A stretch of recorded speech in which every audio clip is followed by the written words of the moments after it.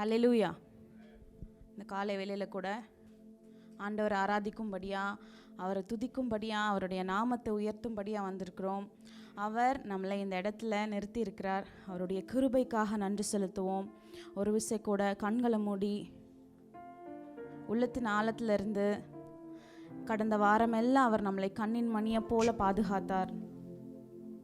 நம்மளுடைய போக்கிலும் நம்மளுடைய வரத்திலும் நம்ம எங்கே இருந்தாலும் நமக்கு ஒரு பாதுகாப்பு ஆண்டவர் கட்டளையிட்டிருக்கிறார். அதுக்காக நம்ம நன்றி செலுத்துவோம். அப்பா, உமக்கு நாங்கள் நன்றி செலுத்துகிறோம். வாய்களை திறந்து நன்றி செலுத்துவோமா? ஆண்டவரே, உமக்கு நாங்கள் நன்றி செலுத்துகிறோம்.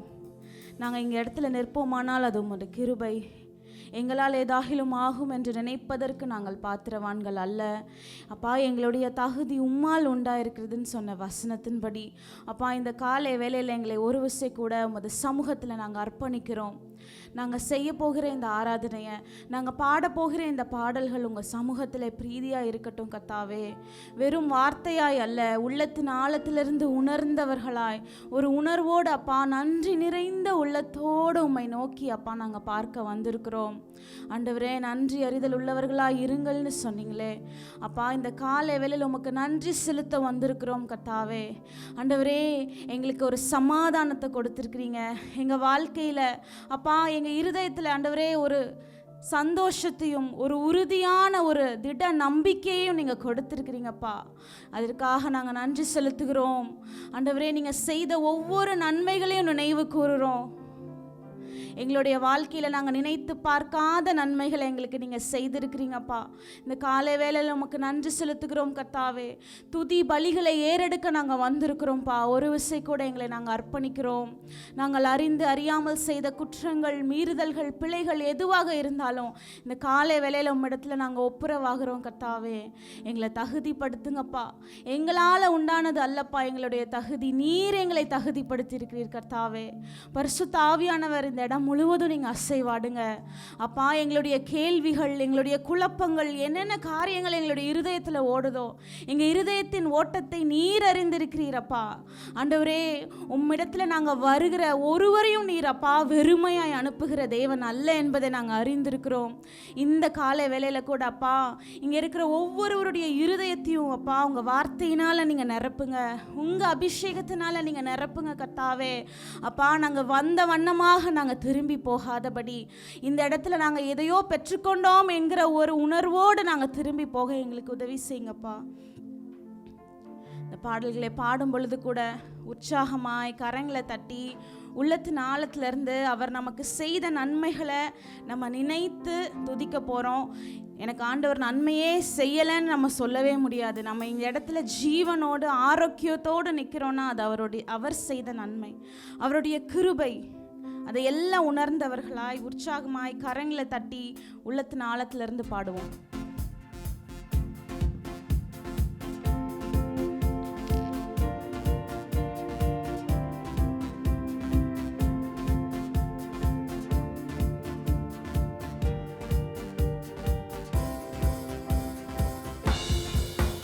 நன்றி பலிகள் செலுத்திய நாங்கள் ஆலயம் கூடி வந்தோம். சொல்லுவோமா உற்சாகமாய்? பலிகள் செலுத்திய நாங்கள் உம்மை போற்ற வந்தோம். நன்றி பலிகள் செலுத்திய நாங்கள் ஆலயம் கூடி வந்தோம்.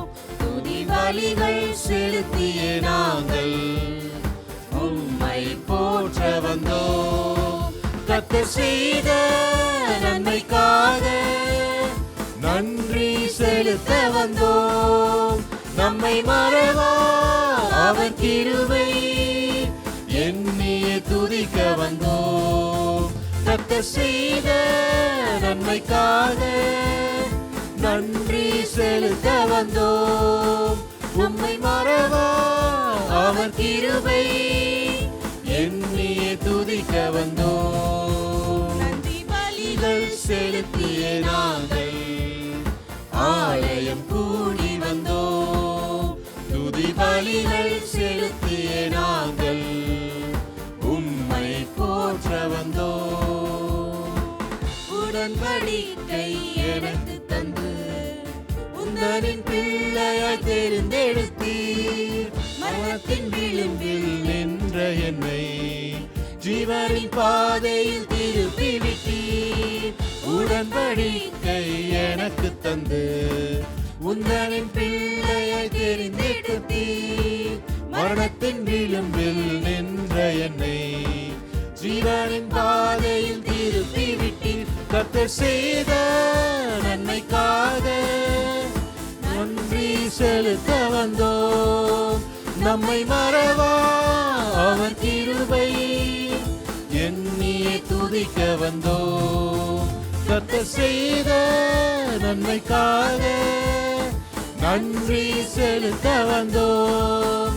நம்மை மறவா அவர் கிருபை எண்ணியே துதிக்க வந்தோம். நன்றி பலிகள் செலுத்திய நாங்கள் ஆலயம் கூடி வந்தோம். துதி பலிகள் செலுத்திய நாங்கள் உம்மை போற்ற வந்தோம். வாதைகள் என்னை சூழ்ந்த போது செட்டைகளாலே என்னை மறைத்தீர். பாதைகள் எல்லாம் காக்கும்படி தூதர்கள் அனுப்பி உதவி செய்தீர். வாதைகள் என்னை சூழ்ந்த போது செட்டைகளாலே என்னை மறைத்தீர். பாதைகள் எல்லாம் காக்கும்படி தூதர்கள் அனுப்பி உதவி செய்தீர். கர்த்தர் செய்த நன்மைக்காக நன்றி செலுத்த வந்தோம். நம்மை மறவா அவர் கிருபை எண்ணியே துதிக்க வந்தோம். கர்த்தர் செய்த நன்மைக்காக நன்றி செலுத்த வந்தோம். நம்மை மறவா அவர் கிருபை எண்ணியே துதிக்க வந்தோம். பலிகள் செலுத்திய நாங்கள் ஆலயம் கூடி வந்தோம். துதி பலிகள் செலுத்திய நாங்கள் உம்மை போற்ற வந்தோம். தேவைகள் நெருங்கி நின்ற போது அற்புதமாக பெருக வைத்தீர். கண்ணீரின் பாதையில் திகைத்த போது கண்மணியே என்று என்னை அழைத்தீர். தேவைகள் நெருக்கி நின்ற போது அற்புதமாக பெருக வைத்தீர். கண்ணீரின் பாதையில் திகைத்த போது கண்மணியே என்று என்னை அழைத்தீர். கர்த்தர் செய்த நன்மைக்காக நன்றி செலுத்த வந்தோம். நம்மை மறவா அவர் கிருபை எண்ணியே துதிக்க வந்தோம். கர்த்தர் செய்த நன்மைக்காக நன்றி செலுத்த வந்தோம். நம்மை மறவா அவர் கிருபை எண்ணியே துதிக்க வந்தோம். நன்றி பலிகள் செலுத்திய நாங்கள் ஆலயம் கூடி வந்தோம். துதி பலிகள் செலுத்திய நாங்கள் உம்மை போற்ற வந்தோம். நன்றி பலிகள் செலுத்திய நாங்கள் ஆலயம் கூடி வந்தோம். துதி பலிகள் செலுத்திய நாங்கள் ஆலயம் போற்ற வந்தோம். அல்லேலூயா.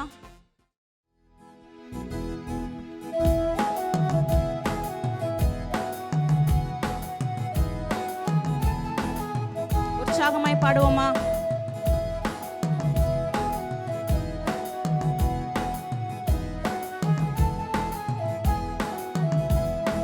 நன்றி என்று சொல்லுகிறோம் நாதா, நாவாலே துதிக்கிறோம் நாதா. சொல்லுமா? நன்றி என்று சொல்லுகிறோம் நாதா, நாவாலே துதிக்கிறோம் நாதா. நன்றி இயேசு ராஜா, நன்றி இயேசு ராஜா, நன்றி இயேசு ராஜா, நன்றி இயேசு ராஜா. கடந்த என்று சொல்லுகிறோம் நாதா, நாவாலே நாவாலே துதிக்கிறோம் நாதா. கடந்த நாட்கள் காத்தீரே நன்றி ராஜா, கடந்த நாட்கள் காத்தீரே நன்றி ராஜா. புதிய நாளை தந்தீரே நன்றி ராஜா, புதிய நாளை தந்தீரே நன்றி ராஜா. நன்றி என்று சொல்லுகிறோம் நாதா, நாவாலே துதிக்கிறோம் நாதா. நன்றி என்று சொல்லுகிறோம் நாதா, நாவாலே துதிக்கிறோம் நாதா.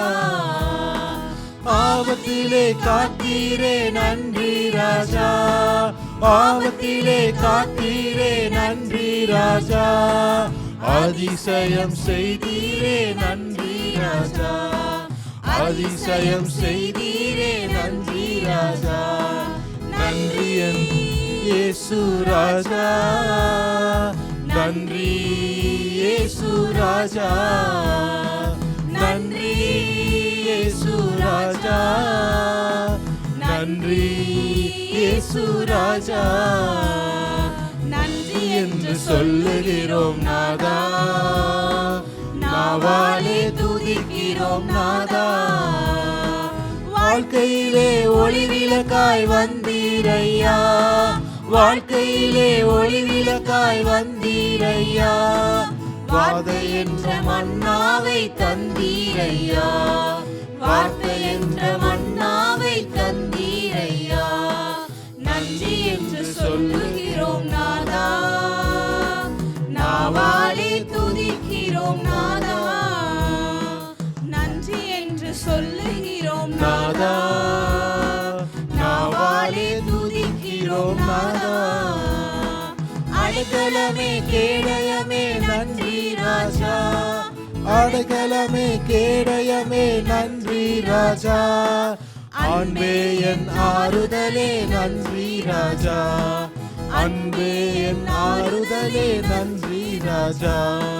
நன்றி என்று சொல்லுகிறோம் நாதா, நாவாலே துதிக்கிறோம் நாதா. நன்றி என்று சொல்லுகிறோம் நாதா, நாவாலே துதிக்கிறோம் நாதா. தனிமையிலே துணை நின்றி நன்றி ராஜா, தனிமையிலே துணை நின்றி நன்றி ராஜா. தாயை போல் தேற்றி நீ நன்றி ராஜா, தாயை போல் தேற்றி நீ நன்றி ராஜா. நன்றி என்று சொல்லுகிறோம் நாதா, நாவாலே துதிக்கிறோம் நாதா. நன்றி என்று சொல்லுகிறோம் நாதா, நாவாலே துதிக்கிறோம் நாதா. நன்றி இயேசு ராஜா, நன்றி இயேசு ராஜா, நன்றி இயேசு ராஜா, நன்றி இயேசு ராஜா. ஹல்லேலூயா.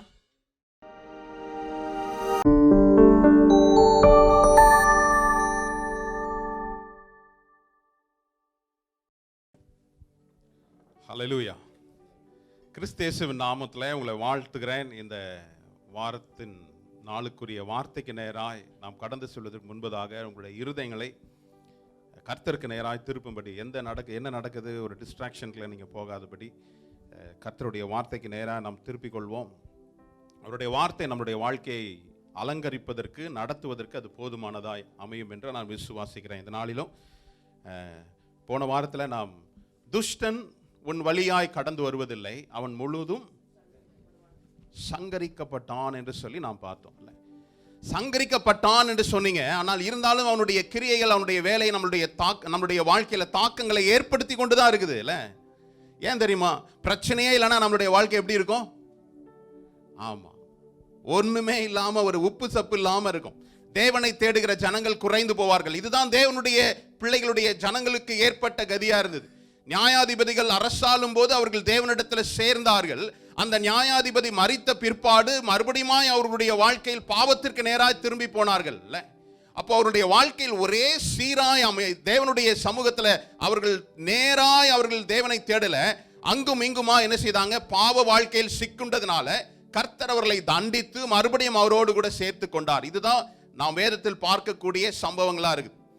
இப்படிப்பட்ட சூழ்நிலையில் உங்களுக்கும் எனக்கும் கூட சத்ருவானவன் இல்ல துஷ்டன் முற்றிலும் சங்கரிக்கப்பட்டான் என்பதை நாம் அறிந்தாலும் கூட நம் வாழ்க்கையில் பாடுகளும் பிரச்சனைகளும் நிறைந்ததாக தான் இருக்குது. ஒருவேளை விசுவாசிகளுக்கு மாத்திரம், எனக்கு மாத்திரம் தான் அப்படின்னு அல்ல, தேவனை அறியாத ஜனங்களுக்கும் அதே போலதான் நடக்குது. என்ன வித்தியாசம்? தேவனை அறிந்த ஜனங்களுக்கும் தேவனை அறியாத ஜனங்களுக்கும் இல்ல வித்தியாசம் என்ன? நம்மோடு கூட கர்த்தர் இருக்கிறார் என்ற உறுதியான நம்பிக்கை நமக்கு அவசியம். நம்ம பாடணும் அஞ்சிடேன் என்று. ஆனால் அச்சத்தை கொடுக்கின்றதுதான் சத்ருனுடைய வேலை. ஒரு மாயமான ஒரு பயம் என்பது என்னது? ஒண்ணுமே நடக்காது. நடக்கிறதுக்கு முன்பதாக வர்றதுதான் என்னது? பயம். ஒரு காரியத்தை செயல்படுத்துவதற்கு முன்பதாக இப்படிலாம் நான் செய்ய போறேன் பயமுறுத்துவதுதான் சத்ருனுடைய வேலை. ஆனால் தேவன் என்னோடு கூட இருக்கிறார்னா எனக்கு ஒன்றும் இல்லை, பயம் இல்லை அப்படின்ற ஒரு சூழ்நிலைக்கு நாம் கடந்து செல்ல முடியும். பயம் என்பதற்கும் அச்சம் என்பதற்கும் ரெண்டு வித்தியாசத்தை குறித்து சில மாதங்களுக்கு முன்பு நான் பேசினேன். பயம்னா என்ன, அச்சம்னா என்ன? அச்சம்னா திடீர்னு ஒரு காரியம் நாம் நினைக்காத சட்டு நடக்கும்போது ஒரு அச்சம் வரும். அந்த அச்சம் பயத்திற்கு நேராக நடக்கக்கூடாது. பயம் தான் என்ன செய்யும்? என்னை தொடர்ந்து பிடித்து கொண்டே இருக்கும். ஒரு எக்ஸாம்பிள் சொன்னல, நாம் திடீர்னு ஒரு ரூம்ல இருட்டான அறைக்குள்ள போறோம். வீட்டில் இருக்க சின்ன பிள்ளைங்க திடீர்னு என்ன செய்யும்? நம்மளை பயமுறுத்துற மாதிரி ஒரு சத்தம் போட்டோம், நம்ம என்ன செய்யறோம்? அச்சப்படுகிறோம். அது அச்சம். அச்சம் ஒரு சில வினாடிகளுக்குள்ள கடந்து போகணும். அது மனசுலயே நிறுத்தி கொள்ளும் போது தான் அது என்னவாய் மாறுது? பயமாய் மாறுது. இந்த பயம் என்ன செய்யும்? கர்த்தரை விட்டு பின்மாற செய்யும். என்னுடைய சுயத்தை செயல்படுத்த செய்யும். நான் இந்த பயத்திலிருந்து நீங்குவதற்கு நான் என்ன செய்யணும்னு சொல்லி சிலர் ஜனங்கள் என்ன செய்யறாங்க? போதை வஸ்துக்கு அடிமையாகிறாங்க. இல்ல ரெக்ரியேஷன், என் வீட்டில் இருந்தா எனக்கு இந்த பிரஷர் எனக்கு இருக்குது, அதனால என்ன செய்யறேன்? கேளிக்கைக்கு நான் போறேன், ரெக்ரியேஷன் போறேன். அது ஒரு நாள் நிரந்தர தீர்வா என்ன செய்யாது? அமையாது. தேவன் கொடுக்கிற முடிவு தான் நமக்கு என்னது? நிரந்தரமானது. இந்த வேதாகமத்தில் இல்லாத தீர்வு ஒன்றுமே இல்லை. எல்லாம் இருக்குது. ஒன்றுமே இந்த உலகத்தில் இருக்கின்ற தீர்வுகளை காட்டிலும் இந்த வேதாகமத்தில் சகல காரியங்களுக்கும் தீர்வை இந்த வேதாகமத்தில் என்ன செய்யப்பட்டிருக்குது? கொடுக்கப்பட்டிருக்குது.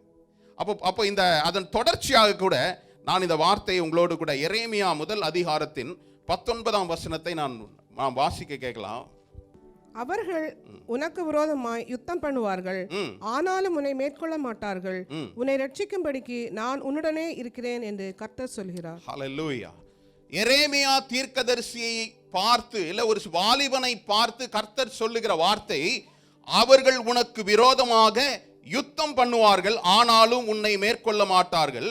உன்னை ரட்சிக்கும்படி நான் உன்னுடனே இருக்கிறேன். இந்த வார்த்தை ரொம்ப ஒரு வாக்குத்தத்த வார்த்தையா நாம் அநேக முறை நாம் கேட்டிருக்கக்கூடிய காரியம். நாம் சபையில் கூட நாம் பேசியிருக்கிறோம். அவர்கள் உன்னை என்ன செய்ய முடியாது? மேற்கொள்ள முடியாது. ஆனால் என்ன வரும்? யுத்தம் வரும். உங்களுக்கு விரோதமாக பிரச்சனைகள், போராட்டம் வரும். நான் ஏற்கனவே சொன்னதுபடி தேவனை அறிந்த ஜனங்களுக்கும் தேவனை அறியாத ஜனங்களுக்கும் உள்ள பிரச்சனைகள், பாடுகள் ஒரே மாதிரி தான் இருக்கும். ஆனால் இந்த பிரச்சனைகளில் இருந்து நாம் அவர்கள் என்னை மேற்கொள்ள முடியாதபடி செய்கின்றதுடைய காரியம் என்னது? அவர் நம்மோடு இருக்கிறார். ரெண்டு காரியம். இந்த வார்த்தையை குறித்து தான் நாம் தியானிக்க இருக்கிறோம். பிரச்சனைகள் எல்லாருக்கும் தானே இருக்குது. எனக்கு மட்டும் தானே பிரச்சனை. சில பேரை போய் பார்த்தீங்கன்னா என் வாழ்க்கையில உள்ள பிரச்சனை தான் என்னது? ரொம்ப பெருசு. என்னுடைய வாழ்க்கையில் நான் அனுபவித்த பாடுகள் மிகவும் அதிகம் அப்படின்னு சொல்றோம். நீங்க நல்லா கவனிச்சு பாருங்க. இந்த பூமியில் வாழ்கின்ற ஒவ்வொரு ஜீவராசிகளுக்கும் ஒரு பிரச்சனை இருக்குது. ஒரு சின்ன ஒரு இன்செக்ட் எடுத்துக்கோங்க, ஒரு சின்ன ஒரு பூச்சி எடுத்துக்கோங்களேன். அந்த பூச்சி மற்ற விலங்குகளிடத்திலிருந்து அதை அதோட பெரிய சைஸ் பூச்சிகள் இருந்து அது என்ன செய்யணும்? தற்காத்து கொள்ள அது ஓடுது. ஒரு பறவையை எடுத்துக்கொள்ளுங்க. ஒரு சிறிய பறவையா இருந்தா பெரிய பறவை அதை என்ன செய்யுது? பிடிச்சு சாப்பிடணும்னு நினைக்குது. அப்போ பெரிய பறவையிலிருந்து அது தப்பித்துக் கொள்ள அதுக்கு உள்ள பிரச்சனை இருக்குது. ஒரு பெரிய மீன் ஒரு சிறிய மீன் என்ன செய்யுது? அப்போ பூமியில் நாம் வாழுகின்ற கடைசி நாள் வரையும் நமக்கு போராட்டங்களும் பாடுகளும் பிரச்சனைகளும் உண்டு. அதுதான் இயேசுவானவர் சொன்ன காரியம் என்னது? இந்த பூமியில உபத்திரங்கள் உண்டு, ஆனால் திடன் கொள்ளு, நான் இந்த உலகத்தை. ஆமா, நல்ல வசனம்லாம் தெரியுது நமக்கு. ஆனா பாடுகள் வந்தோன்னு தான் கம்ப்ளைண்ட் ஆயிடுறோம், கம்ப்ளைண்ட் பண்ண ஆரம்பிச்சிடறோம்ல. அப்போ ஒவ்வொரு ஜீவராசிக்கும் ஒரு பிரச்சனை உண்டு. அந்த பிரச்சனையிலிருந்து தன்னை காத்துக் கொள்வதற்கு அது அநேக முயற்சிகளை எடுக்குது. அதுதான் உலக வாழ்க்கை. பிரச்சனையே இல்லாத வாழ்க்கை எனக்கு வேணும்னு நீங்க தயவு செய்து ஜபிக்காதீங்க. பிரச்சனையே இல்லாத ஒரே மனுஷன் யாரு? யாரு? ஆமா, மரித்த பிறகுதான் ஒரு பிரச்சனையும் இருக்காது. பக்கத்துல வந்து இடிச்சாலும் ஒண்ணும் தெரியாது, கிள்னாலும் ஒண்ணும் தெரியாது இல்ல. அப்போ பிரச்சனை இல்லாத வாழ்க்கை வேணும்னு சொல்லாதீங்க, ஜெபிக்காதீங்க. பிரச்சனைகளை மேற்கொள்ளக்கூடிய பலனை எனக்கு கொடுங்க. இங்க வேதம் அதான் சொல்லுதுல, உனக்கு எதிராக யுத்தங்கள் வரும், ஆனாலும் அவர்கள் உன்னை என்ன செய்ய முடியாது, மேற்கொள்ள முடியாது. சீக்ரெட் என்ன? நான் உன்னுடனே இருந்து இருக்கிறேன், ரட்சிக்க இருக்கிறேன்ல. அவர் உன்னை ரட்சிக்கிறவரா இருக்கிறார். நம்ம ரட்சகர் அப்படின்னா உடனே பாவத்திலிருந்து மாத்திரம் நம்ம ரட்சிக்கிறார், அது ஒரு பகுதி. பாவத்திலிருந்து நம்ம ரட்சிக்க, அது பெரிய பகுதி. ஆனால் சத்துருக்களிடத்திலிருந்து கர்த்தர் நம்ம என்ன செய்யறாரு, ரட்சிக்கிறார். அப்போ நமக்கு அவர் பக்கத்திலே இருக்கணும். சில நேரங்கள் தவறாய் நாம் புரிந்து கொள்கிறோம். என்னது, கர்த்தர் என்னோடு கூட இருந்தார், நான் கை கட்டிட்டு இருப்பேன், அவர் எனக்கு எல்லாம் என்ன செய்வாரு, கர்த்தர் எனக்காக யுத்தம் செய்வார், யாவையும் செய்து முடிப்பார், அவர் எனக்காக யுத்தம் உன்னுடையது இல்லை, நீ சும்மா உட்காந்துரு. இந்த மாதிரி வசனங்கள்லாம் நம்ம எடுத்துக்கிறோம்ல. ஒரு சில நேரங்களில் கர்த்தர் உங்களை அமர்ந்திருந்து நானே தேவன் என்று அறிந்து கொள்ளுங்கள் என்று சொல்றாரு. இன்னொரு காரியத்துல அவர் நம்மை யுத்தத்திற்கு என்ன செய்யறாரு, பழக்குவிக்கிறாரு. நாம் பழகுற நேரத்துல உட்கார்ந்துட்டு இருக்கோம், அதுதான் பிரச்சனை. ஆனா பிரச்சனை வரும்போது நீ தான் சமாளிக்கணும்னு நினைக்கும் போது நாம் என்ன செய்யறோம், கர்த்தரை நோக்கி பார்த்து, கர்த்தாவே என்னை கைவிட்டுட்டீரே, நீர் எங்க இருக்கிறீர், என்ன மறந்துட்டீரே அப்படின்னு நம்ம என்ன செய்யறோம். ஆனால் நல்லா கவனமா கேளுங்க, இன்னைக்கு செய்தியினுடைய சாராம்சம், அவர் உனக்கு எதிராக யுத்தங்கள் ஏற்படலாம், யுத்தங்கள் வரலாம், ஆனால் இந்த யுத்தத்தை மேற்கொள்ளுகிறதற்கு அவர் உன்னை ரட்சிக்கும்படி அவர் உன்னுடனே கூட இருக்கிறார். எதற்கு தெரியுமா? உங்களை என்னை உருவாக்குவதற்காக. கர்த்தர் நம்மோட இருக்கிறது நம்மளுடைய குவாலிஃபிகேஷன் அல்ல, அவர் நம்மை உருவாக்குறார். நேற்று இருந்தது போலதான் நான் இன்னும் இருக்கிறேன் அப்படின்னா, என்னுடைய உருவாக்குதலுக்கு நேராக அவரிடத்தில் நான் என்ன செய்யல, ஒப்பு கொடுக்கல. இந்த காலை வேளையில அதை குறித்து உங்களோடு கூட நான் பேச வாஞ்சிக்கிறேன் பாருங்க. அப்போ இந்த உலகத்துல அந்த வார்த்தையை மறுபடியும் பாருங்களேன், அவர்கள் உனக்கு விரோதமாய் யுத்தம் பண்ணுவார்கள், ஆனாலும். இந்த பைபிள்ல பட் அப்படின்னா என்ன அர்த்தம், ஆனாலும் அப்படின்னா என்ன அர்த்தம்? முதல்ல சொன்ன காரியத்தை காட்டிலும் பின்பு வரப்போகின்ற காரியம் விசேஷித்தமான காரியம், முக்கியமான காரியம். அந்த மனுஷன் ரொம்ப நல்லவர் தான், ரொம்ப தாராள மனம் படைச்சவர் தான், ஆனாலும் அப்படின்னு தான் நம்ம காதுனாவும் ஏதோ முக்கியமான காரியம் சொல்ல போறாங்க போல இல்ல. நல்லவர் தான், அவர் எல்லாம் செய்யக்கூடியவர் தான், ஆனா அப்படின்னா அதுதான் ஹைலைட் ஆகும், அதுதான் போல்ட் ஆகும், இட்டலிக்ஸ் ஆகும், ஹெட்லைனா மாறும். ஆனாலும் அப்படின்னு இருக்காரு. அப்போ நமக்கு யுத்தங்கள் வரும். நல்லா யோசிக்கோங்க. ஒரு மனிதனை பார்த்து சொல்றார், உனக்கு விரோதமாய் யுத்தங்கள் வரும், யுத்தம் ஏற்படும். நான் ஏற்கனவே சொன்ன காரியத்தை மறுபடியும் நான் உங்களுக்கு ஞாபகப்படுத்துறேன். 2 மனிதர்களோ 2 குழுக்களோ சண்டை போட்டுக்கிட்டாங்கன்னா என்ன சொல்லுவோம்? சண்டை, அடிதடி, வாக்குவாதம், இப்படித்தானே சொல்லுவோம்ல. ஆனா தேவன் இவனை பார்த்து சொல்றாரு, உனக்கு விரோதமா என்ன செய்வாரு, யுத்தம் பண்ணுவார்கள். யுத்தம்னா எதை சொல்லலாம்? 2 தேசங்களுக்கு விரோதமா சண்டை போட்டுக்கிட்டாங்கன்னா 2 பேரும் அடிச்சுக்கிறாங்கப்பா, அப்படியே சொல்லுவோம். என்ன சொல்லுவோம்? யுத்தம். அப்ப என்ன அர்த்தம்? எரேமியாவை பார்த்து கர்த்தர் சொல்லுகிற காரியம் என்னது? நீ சாதாரண ஒரு சிறிய கூட்டத்திற்கு இல்ல ஒரு தனிப்பட்ட நபருக்கு நீ உரித்தவன் அல்ல, தேசங்களுக்கு விரோதமாய், ஜனங்களுக்கு விரோதமாய் தீர்க்க தரிசனம் சொல்ல போகிற ஒரு மனிதனாய் உன்னை தெரிந்தெடுத்திருக்கிறேன். ஆகவே உனக்கு விரோதமாய் யுத்தம் ஏற்படும், யுத்தம் வரும். ஆனாலும் உங்களையும் என்னையும் கர்த்தர் ஒரு பெரிய நோக்கத்தோட தான், திட்டத்தோட தான் உருவாக்கி இருக்கிறார். நீங்க அந்த வார்த்தையை படிக்கும் போது ஒருவேளை இது எரேமியாவுக்கு மாத்திரம் சொல்லப்பட்டது என்பதை படித்தீங்கன்னா அது அப்படிதான் இருக்கும். ஆனால் இந்த பகுதியில் நான் எங்க இருக்கிறேன்னு நீங்க தேடி பார்த்தா தான் உங்களுக்குள்ள நீங்க என்ன செய்ய முடியும், இந்த வேத பகுதிக்குள்ள நீங்க உங்களை கண்டுபிடித்துக் கொள்ள முடியும். அதுதான் வார்த்தையை பர்சனலைஸ் பண்ணி படிக்கிறது. அதுதான் வேதாகமத்தை. இது எரேமியாவுக்கு சொன்னப்பட்ட ஒரு வார்த்தை அல்ல. இந்த வார்த்தையில் நான் எங்க இருக்கிறேன்னு தேடும் போதுதான் நீங்க என்ன செய்வீங்க, உங்களை கண்டுபிடிக்க முடியும்.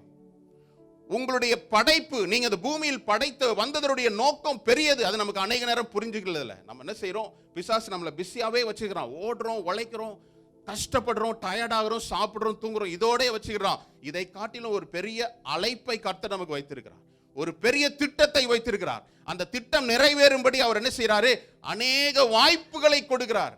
அந்த வாய்ப்புல தான் ஒன்னு உருவாக்குகிறார் கர்த்தர். நம்ம என்ன செய்யறாரு, உருவாக்குகிறார். இங்க சொல்றாரு உனக்கு விரோதமாய் யுத்தங்கள் எழும். அப்போ யுத்தம் என்பது எரேமியாவை அழைக்கும் போதே அவர் சொல்றாரு, உன்னை வைத்துதான் தேசங்களுக்கு விரோதமாய், தேசங்களுக்கு ஜனங்களுக்கு விரோதமாய் நான் என்ன செய்வேன், தீர்க்க தரிசனம் உரைக்கணும்னு சொல்றாரு பாருங்க. அதே அதிகாரத்துல 18வது வசனத்துல முதல் பகுதி மட்டும் படிங்க. 18 முதல் பகுதியில, இதோ தேசம் அனைத்துக்கும் யூதாவின் ராஜாக்களுக்கும் அதன் பிரபுக்களுக்கும் அதன் ஆசாரியர்களுக்கும் தேசத்தின் ஜனங்களுக்கும் எதிராக நான் உன்னை இன்றைய தினம் அரணிப்பான பட்டணமும் இரும்பு தூணும். அது பிறகு வரலாம். யாருக்கெல்லாம் விரோதமாய் தீர்க்க தரிசனம் சொல்லும்படி? தேசம் அனைத்திற்கும் யூதா ராஜாக்கள், பிரபுக்கள், ஆசாரியர்கள், ஜனங்கள், இவர்களுக்கு எல்லாம் என்னவா எதிராய் தீர்க்க தரிசனம் சொல்லும்படி நான் உன்னை என்ன செய்றேன். ஆகவேதான் யுத்தம் வரும். உங்களுடைய தரிசனம் பெருசா இருந்தா யுத்த களமும் எப்படி இருக்கும்? பெருசா தான் இருக்கும். நம்மளுடைய தரிசனம்லாம் எப்படி இருக்கு?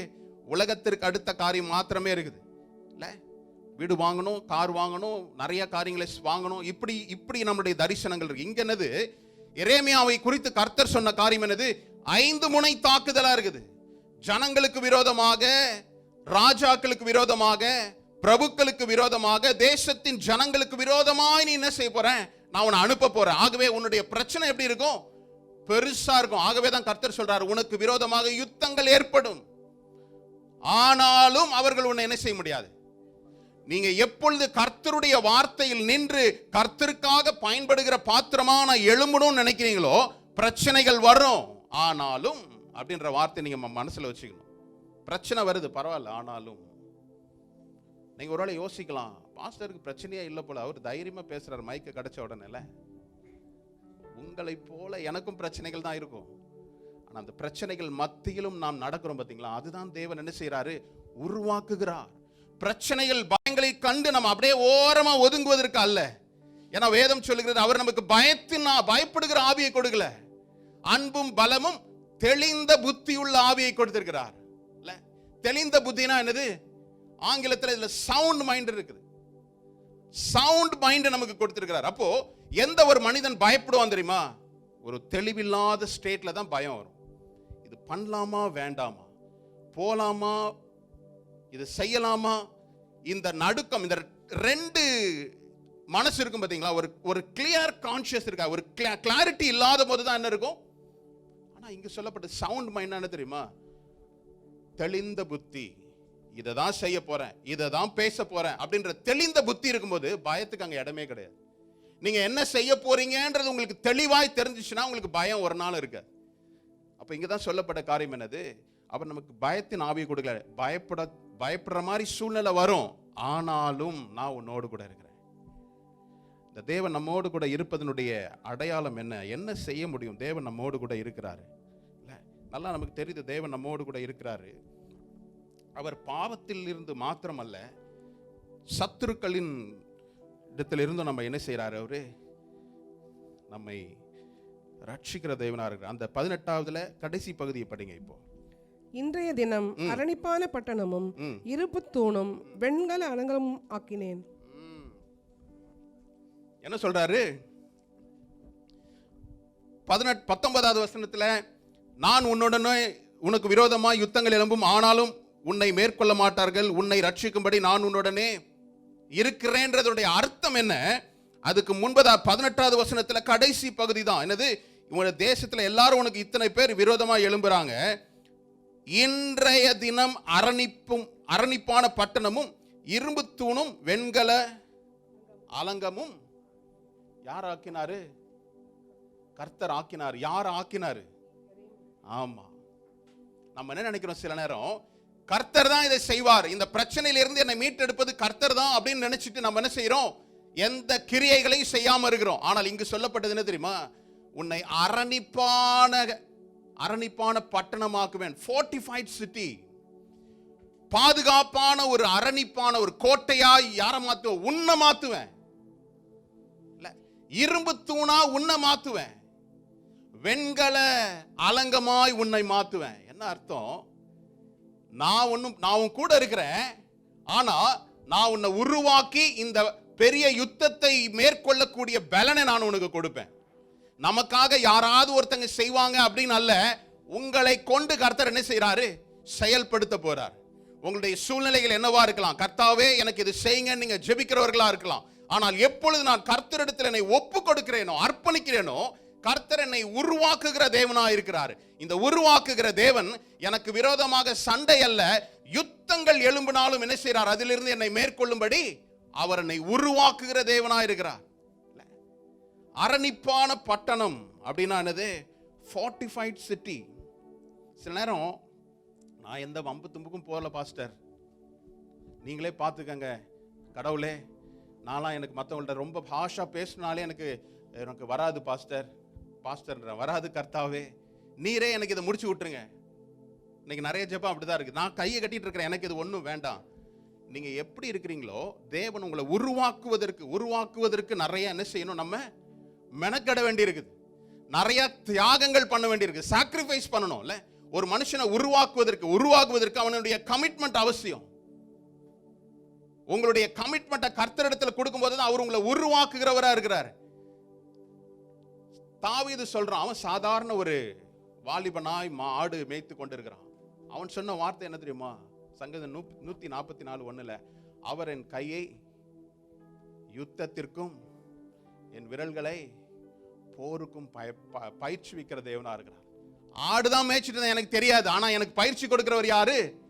கர்த்தர். அவர் he teach my hands to war, fingers to fight அப்படின்றது. என் கரங்களை போருக்கும் என் விரல்களை யுத்தத்திற்கும் பயிற்சிவிக்கிற தேவனா இருக்கிறார். அப்ப பயிற்சி எடுக்கணும்னா எனக்கு என்ன வேணும்? கமிட்மெண்ட் வேணும். நான் தேவனிடத்துல போறேன், வாரம் நான் ஜெபிக்கிறேன், வாரம் சர்ச்சுக்கு போறேன், அது போதாது. நீங்கெல்லாம் வேலைக்கு போகும்போது ஒரு ட்ரைனிங் கொடுப்பாங்கல்ல, உங்களுடைய வேலைகள் எல்லாம் உங்களுடைய ஒர்க்ல எப்படி இருக்குன்னு ட்ரைனிங் கொடுப்பாங்க. நான் இஷ்டமானா போறேன் அப்படியா? ஒரு ட்ரைனிங் ப்ரோக்ராம் எழுதி கொடுத்துருவாங்க, ஷெட்யூல் கொடுத்துருவாங்க முன்னாடியே. இல்லை நீங்கள் வேலைக்கு போறீங்க, உங்களுடைய டியூட்டி ரோட்டா கொடுத்துருவாங்க, நீ இஷ்டமானா போறோம் அப்படி கிடையாது. அந்த டியூட்டி ரோட்டாக்கு இல்லை அந்த ட்ரைனிங் ப்ரோக்ராமுக்கு நான் என்ன செய்யறேன்? கமிட்டடா இருந்தாதான் அந்த ட்ரைனிங் ப்ரோக்ராம் முடிச்சு வரும்போது எனக்கு என்ன ஆகுது? புதிய அறிவு கிடைக்குது, புதிய பலன் கிடைக்குது. அதே போலதான் இங்கு சொல்லப்பட்ட இந்த வார்த்தை என்ன தெரியுமா? அவர் என்னுடைய கைகளுக்கு, நீங்க சொல்றத பார்த்தா எனக்கே பயம், பார்க்கறத பார்த்தா, அதனால நீங்க படிச்சிருங்க 144:1. என் கைகளை போருக்கும், ஆமா, என் விரல்களை யுத்தத்திற்கும் படிப்பிக்கிற என் கண்மலையாகிய கர்த்தருக்கு ஸ்தோத்திரம். ஹல்லேலூயா. தாவீது தன்னுடைய வாயில திறந்து சொல்றான், நான் எப்படிப்பட்ட ஒரு சூழ்நிலையில நான் இருந்தேன், நான் ஆடுகளை தான் மேய்ச்சிட்டு இருந்தேன், ஆனா கர்த்தர் என்ன செய்றாரு? யுத்தத்திற்கு பயிற்சி விக்கிற தேவனா இருக்கிறார். கண்மலையாகிய கிறிஸ்து என்னை பயிற்சி விக்கிறார். இந்த காலை வேளையில சொல்றேன், பயிற்சியில நீங்க சோர்ந்து போகவே போகாதீங்க. கர்த்தர் சில நேரம் ஒரு ட்ரைனிங் கிரவுண்ட்ல உங்களுக்கு கொடுக்கிறாருன்னா, நீங்க ஒருவேளை அதை கடினமாய் செய்யக்கூடியது போல இருக்கலாம், ஆனால் அது செய்து முடித்ததுக்கு அப்புறம் நீங்க எதிர்கொள்ளுகிற போராட்டங்களை மேற்கொள்வது உங்களுக்கு லேசான காரியமா மாறும். ட்ரைனிங்கே இல்லாம நான் கப்பு வாங்கணும்னா என்ன செய்ய முடியாது. நேரம் எங்க போய் வாங்கணும்? கப்பு கடையில் போய் வாங்கிட்டு பேரை பொறிச்சு ஃபர்ஸ்ட் செகண்ட் நீங்க போட்டுக்கலாம். ஆனா உண்மையிலே ஒரு வெற்றியாளனா இருக்கணும்னா நீங்க என்ன செய்யணும்? போர்க்களத்துக்கு போனாதான் வெற்றி. போட்டி இல்லாம பரிசு கிடையாது. இன்னைக்கு அநேக நேரம் நினைக்கிறோம், எதுவுமே செய்யாம கர்த்தர் என்னோட வாழ்க்கை ஸ்மூத்தாவே போட்டோம் அப்படின்னா என்னது? நீங்க வேதத்தில் எடுத்து பாருங்க, எந்த தேவ மனுஷனுடைய வாழ்க்கையிலும் காலையில இருந்து அப்படி ஸ்மூத்தா அவனுக்கு காலையில எந்திரிச்ச உடனே டிஃபன், லஞ்ச், டின்னர் எல்லாம் வருதானா? இல்ல. கர்த்தருடைய கரத்துல நீங்க இருக்கணும்னா உங்களுடைய வாழ்க்கையில போராட்டங்கள், பிரச்சனைகள் வரும், யுத்தங்கள் வரும். ஆனாலும், அந்த வார்த்தையை ஞாபகம் வச்சுக்கோங்க, ஆனாலும் அவர்கள் என்னை மேற்கொள்ள முடியாது. காரணம் என்னது? கர்த்தர் என்னோடு கூட இருக்கிறாரு. எரேமியா தன்னுடைய வாழ்க்கையில இந்த வார்த்தையை கேட்டவன அவனுக்கு சந்தோஷமா தான் இருக்கும். யுத்தங்கள் வரும், ஆனா ஒருத்தனை என்ன ஜெயிக்க முடியாது. ஆனால் நான் உன்னோடு கூட இருந்து என்ன செய்வேன்? உன்னை ரட்சிப்பேன், ரட்சிக்கும்படி நான் உன்னோடு கூட இருக்கிறேன். இந்த ரட்சிப்பினுடைய நோக்கம் என்ன தெரியுமா? என்னை அவர் உருவாக்குகிறார், என்னை பயிற்சிவிக்கிறார். அப்போ என்னுடைய வேத வாசிப்பு ஒரு பயிற்சியின் அடிப்படையில் இருக்குது. என்னைக்கோ ஒரு நாள் வேதத்தை படிக்கிறது அல்ல, ஒவ்வொரு நாள் நாம் பார்த்தோம்ல மன்னா அப்படிதான், அனுதினம் நமக்கு என்ன கொடுக்குறாரு? மன்னான்னு கொடுத்தானா இது என்ன அப்படின்னு கேட்குற மாதிரி தான் இருக்குது. அதுக்கு அர்த்தமும் அதுதான். What is this? அதுதான் மன்னானா என்னது? ஈஸியா நீங்க ஞாபகம் வச்சுக்கலாம். மன்னானா என்ன? அப்படிதான் இஸ்ரவேல் மக்கள் பார்த்தாங்கல்ல, இது வாட் இஸ் திஸ் அப்படின்னு கேட்குறாங்க. அதுதான் அதுக்கு பேரு, அர்த்தமே அதுதான். மன்னாவுடைய அர்த்தம் என்னது? சொல்ல மாட்டேங்கிறீங்களா? What is this? இங்கிலீஷ் நல்லா தான் இருக்கு, ஆனால் மன்னா என்ன அப்படின்னு ஞாபகம் வச்சுக்கோங்க. மன்னானா என்னன்னு தெரில. ஏன் தெரியுமா? வேதத்தை படிக்கும்போது கூட முதல்ல உங்களுக்கு விளங்காது, புரியாது. மறுபடியுமாய் படிக்க, மறுபடியுமாய் தியானிக்கும் போது தான் கர்த்தர் உங்களுக்கு என்ன செய்வாரு? அதுதான் வாட் இஸ் திஸ், இது என்ன எனக்கு புரியவே இல்லையே, புரியாது. மறுபடியும் என்ன செய்யணும்? படிக்கணும். திரும்ப திரும்ப படிக்கும் போது தான் கர்த்தருடைய வார்த்தை உங்களுடைய இருதயத்தில் என்ன செய்யும்? ஒரு வெளிச்சத்தை கொடுக்கும். அப்போ இங்க பார்க்கிறோம், டேவிட் சொல்றான், தாவீது சொல்றான், அவனுடைய கரங்களை யுத்தத்திற்கு பயிற்சிவிக்கிறார். அப்போ இவனை பார்த்து சொல்றாரு, உன்னை அரணிப்பான பட்டணமாய் மாற்றுவேன். ஹல்லேலூயா. எது இப்போ எனக்கு இது எப்படி கனெக்ட் ஆகுது பாஸ்டர்? நான் இது எப்படி பொருத்தி கொள்வது? அரணிப்பான பட்டணம், ஃபோர்ட்டிஃபைட் சிட்டி அப்படின்னு இருக்குதுல்ல. நீதிமொழிகள் 25:28 கூட படிக்கலாம். தன் ஆவியை அடக்காத மனுஷன் மதிலிருந்த பாழான பட்டணம் போல் இருக்கிறான். ஹல்லேலூயா. நல்லா கவனமா கேளுங்க. தன் ஆவியை அடக்காத மனுஷன் மதிலிடுந்த பாலான பட்டணத்தை போல். இங்க நம்ம படிக்கிறோம், உன்னை நான் எப்படி மாத்துவேன்? அரணிப்பான பட்டணமாய் மாத்துவேன். ஃபோர்ட்டிஃபைட் சிட்டியா உன்னை மாத்துவேன். ஃபோர்ட்டிஃபைட் சிட்டினா என்னது? அந்த நாட்கள்ல ஒரு பட்டணம் இருக்குதுன்னா அந்த பட்டணத்தை சுற்றி என்ன செய்யறாங்க? ஒரு பெரிய மதிலை எழுப்புறாங்க. காரணம் என்ன? சத்ருவானவன் அதற்கு உள்ள புகுறாதபடி, எந்த விதத்திலையும் சத்ருவானவன் உள்ள வந்துடக்கூடாது, கலகத்தை ஏற்படுத்தக்கூடாது, நம்முடைய ஜனங்களை கெடுத்துடக்கூடாதுன்னு சொல்லி என்ன செய்யறாங்க? ஒரு பெரிய மதிலை எழுப்பி ஒரு சில வாசல் வைக்கிறாங்க. அந்த வாசல் வழியா தான் என்ன செய்யணும்? ஜனங்கள் போயிட்டு வரணும். அப்போ உன்னை ஃபோர்ட்டிஃபைட் சிட்டியா நான் மாத்துவேன், உன்னை உருவாக்குவேன் அப்படின்னு சொல்றாரு. இங்க நம்ம பார்க்கிறோம் நீதிமொழிகள்ல, தன் ஆவியை அடக்காத மனுஷன் மதிலிடிந்த பாலான பட்டணத்தை போல் இருப்பான். அப்போ இதுக்கு ரெண்டுத்துக்கு என்ன அர்த்தம் தெரியுமா? மனுஷனுடைய ஆவியை அடக்காதவன் தேவனுடைய சத்தத்தை, தேவனுடைய காரியங்களை நிதானித்து அறியவே முடியாது. எப்பொழுது மனுஷனுடைய ஆவி ஸ்ட்ராங்கா இருக்குதோ, மனுஷனுடைய ஆவியின்படி நடக்கிறேனோ, தேவனுடைய ஆவியின் சித்தத்தை நிறைவேற்ற மனுஷனால் முடியாது. அப்போ என்ன சொல்றான்? நீங்க நல்லா யோசிச்சு பாருங்க. எரேமியாவை அநேகர் கொட்டுனாங்க, துப்புனாங்க, அடிச்சாங்கலாம் இருக்குது. ஆனா அவன் ஏதாவது திருப்பி ரிட்டாலியேட் பண்ணானா? ஏதாவது திருப்பி எதிர்வினை ஆற்றினானா? இல்ல. அவன் ஏன் தெரியுமா? அவன் ஆவியில் அவன் எப்படிப்பட்டவனா இருந்தான்? ஃபோர்ட்டிஃபைடா இருந்தான். இன்னைக்கு உங்களை பார்த்து சொல்றேன், நீங்க ஒரு தீர்மானத்தை எடுக்கும் போது தான் உங்க மேல யாராவது கல்லை கொண்டு எறிவாங்க, யாராவது குத்தி பேசுவாங்க, உங்க வாயிலிருந்து ஏதாவது வருதான்னு பார்ப்பாங்க. நீங்க அதுல கரெக்டா தேவனுடைய சமூகத்துல ஒப்பு கொடுத்தவர்களா இருந்துட்டீங்கன்னா அதை மேற்கொள்ளுகிற அதிகாரம் உங்களுக்கு கொடுப்பாங்க. இல்லைன்னா என்ன நடக்கும்? நீங்க ஒன்று பேசுவீங்க, அவங்க ஒன்று பேசுவாங்க, ரெண்டு பேரும் பேசுறது உங்க மைண்ட்ல போய் நிற்கும். அதையே நீங்க என்ன செய்வீங்க? யோசிச்சுக்கிட்டே இருப்பீங்க. அவங்க சொன்னதை பொருட்படுத்தாம நீங்க தேவனுடைய எந்த இதை நீங்க குறிச்சு வச்சுக்கோங்களேன். மனுஷனுடைய ஆவியை கட்டுப்படுத்த முடியாதவன் தேவனுடைய ஆவியானவரால் நடத்தவே முடியாது. மனுஷனுடைய ஆவியை கட்டுப்படுத்தவே முடியலன்னா தேவனுடைய ஆவி என்னை நடத்துவதற்கு நான் என்ன செய்ய முடியாது? அதுக்கு தான் சொன்னார், நான் உன்னை எப்படி மாத்துறேன்? உன்னை ஒரு ஃபோர்ட்டிஃபைட் சிட்டியா, அரணிப்பான பட்டணமா உன்னை மாற்றுவேன். ஏன் தெரியுமா?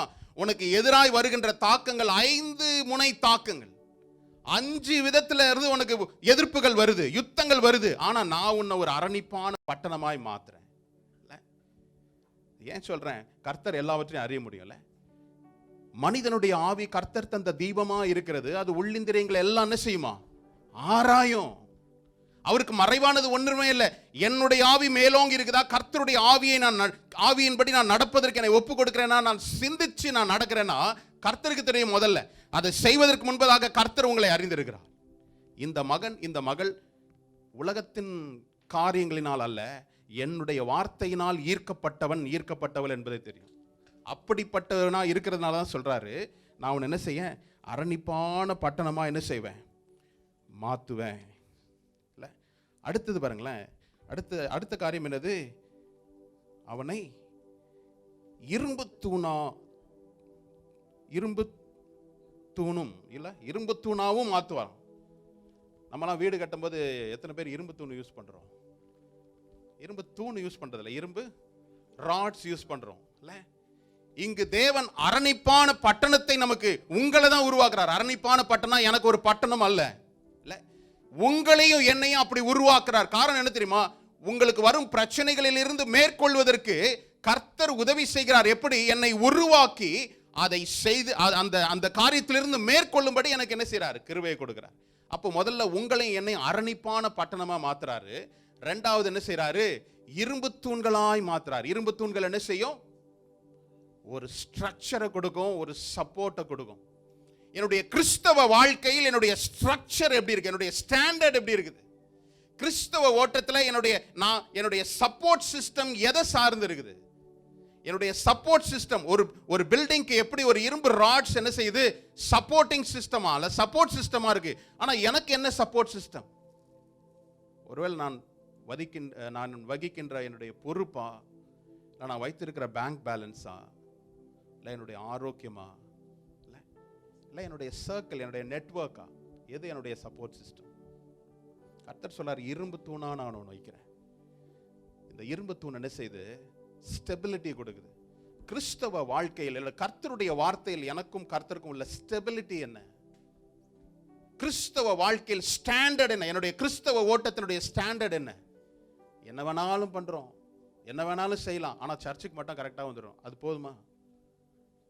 இல்லை, நான் கற்றுக்கொள்ளுகிற இந்த 2 மணி நேரம் இந்த ஆராதனையில நான் வாரம் ஃபுல்லா வெளியில போய் என்ன செய்யணும்? நடந்து காட்டுறது தான் கிறிஸ்தவ ஜீவியம். ஒவ்வொரு இடத்துலையும் நான் ஒவ்வொரு மாதிரி வாழ்வது அல்ல கிறிஸ்தவ. அது உலகத்தாருக்கும் தெரியும். உங்களோட என்னோட அவங்க என்ன செய்யறாங்க? பக்தியா இருக்கிறாங்க. எங்க போனாலும் என்ன செய்யறாங்க? ரோட்ல ஏதாவது ஒரு சின்ன ஒரு சிலையை பார்த்த உடனே என்ன செய்யறாங்க? எவ்வளவு ஸ்பீட்ல போனாலும் உடனே ஒரு பிரேக் போட்டுட்டு ஒரு ஃப்ளையிங் கிஸ் கொடுத்துட்டு போய்கிட்டே இருக்கிறாங்க. எவ்வளவு வேகம் போனாலும், எவ்வளவு அவசரமா போனாலும். இல்லை, ஆனா நான் கர்த்தருடைய பிள்ளை, கர்த்தர் என்னோடு கூட இருக்கிறார் என்றால் சர்ச்சுக்குள்ள தெரியதை காட்டிலும் வெளியில தான் என்ன செய்யணும்? தெரியணும். Stability, standard of Christian life. நானும் என்னோடு கூட கர்த்தர் இருக்கிறார் என்பதை உணர்வு வரணும்னா என்னுடைய குடும்ப வாழ்க்கை, என்னுடைய ஆவிக்குரிய வாழ்க்கை முதல்ல என்ன செய்யும்? குடும்பத்தில் வெளிப்படும். குடும்பத்திலிருந்து அது என்ன செய்யும்? வீதிக்கு வரணும். எதிராக யுத்தங்கள் வருது. பெரிய பெரிய ஆட்கள் எல்லாம் எனக்கு பகையா இருக்கிறாங்க. நீங்க நல்லா யோசிச்சு பாருங்க. எரேமியாவுக்கு கொடுக்கப்பட்ட தீர்க்க அழைப்பு என்ன தெரியுமா? அவன் பேசுறது எல்லாமே விரோதமான காரியங்கள் தான்.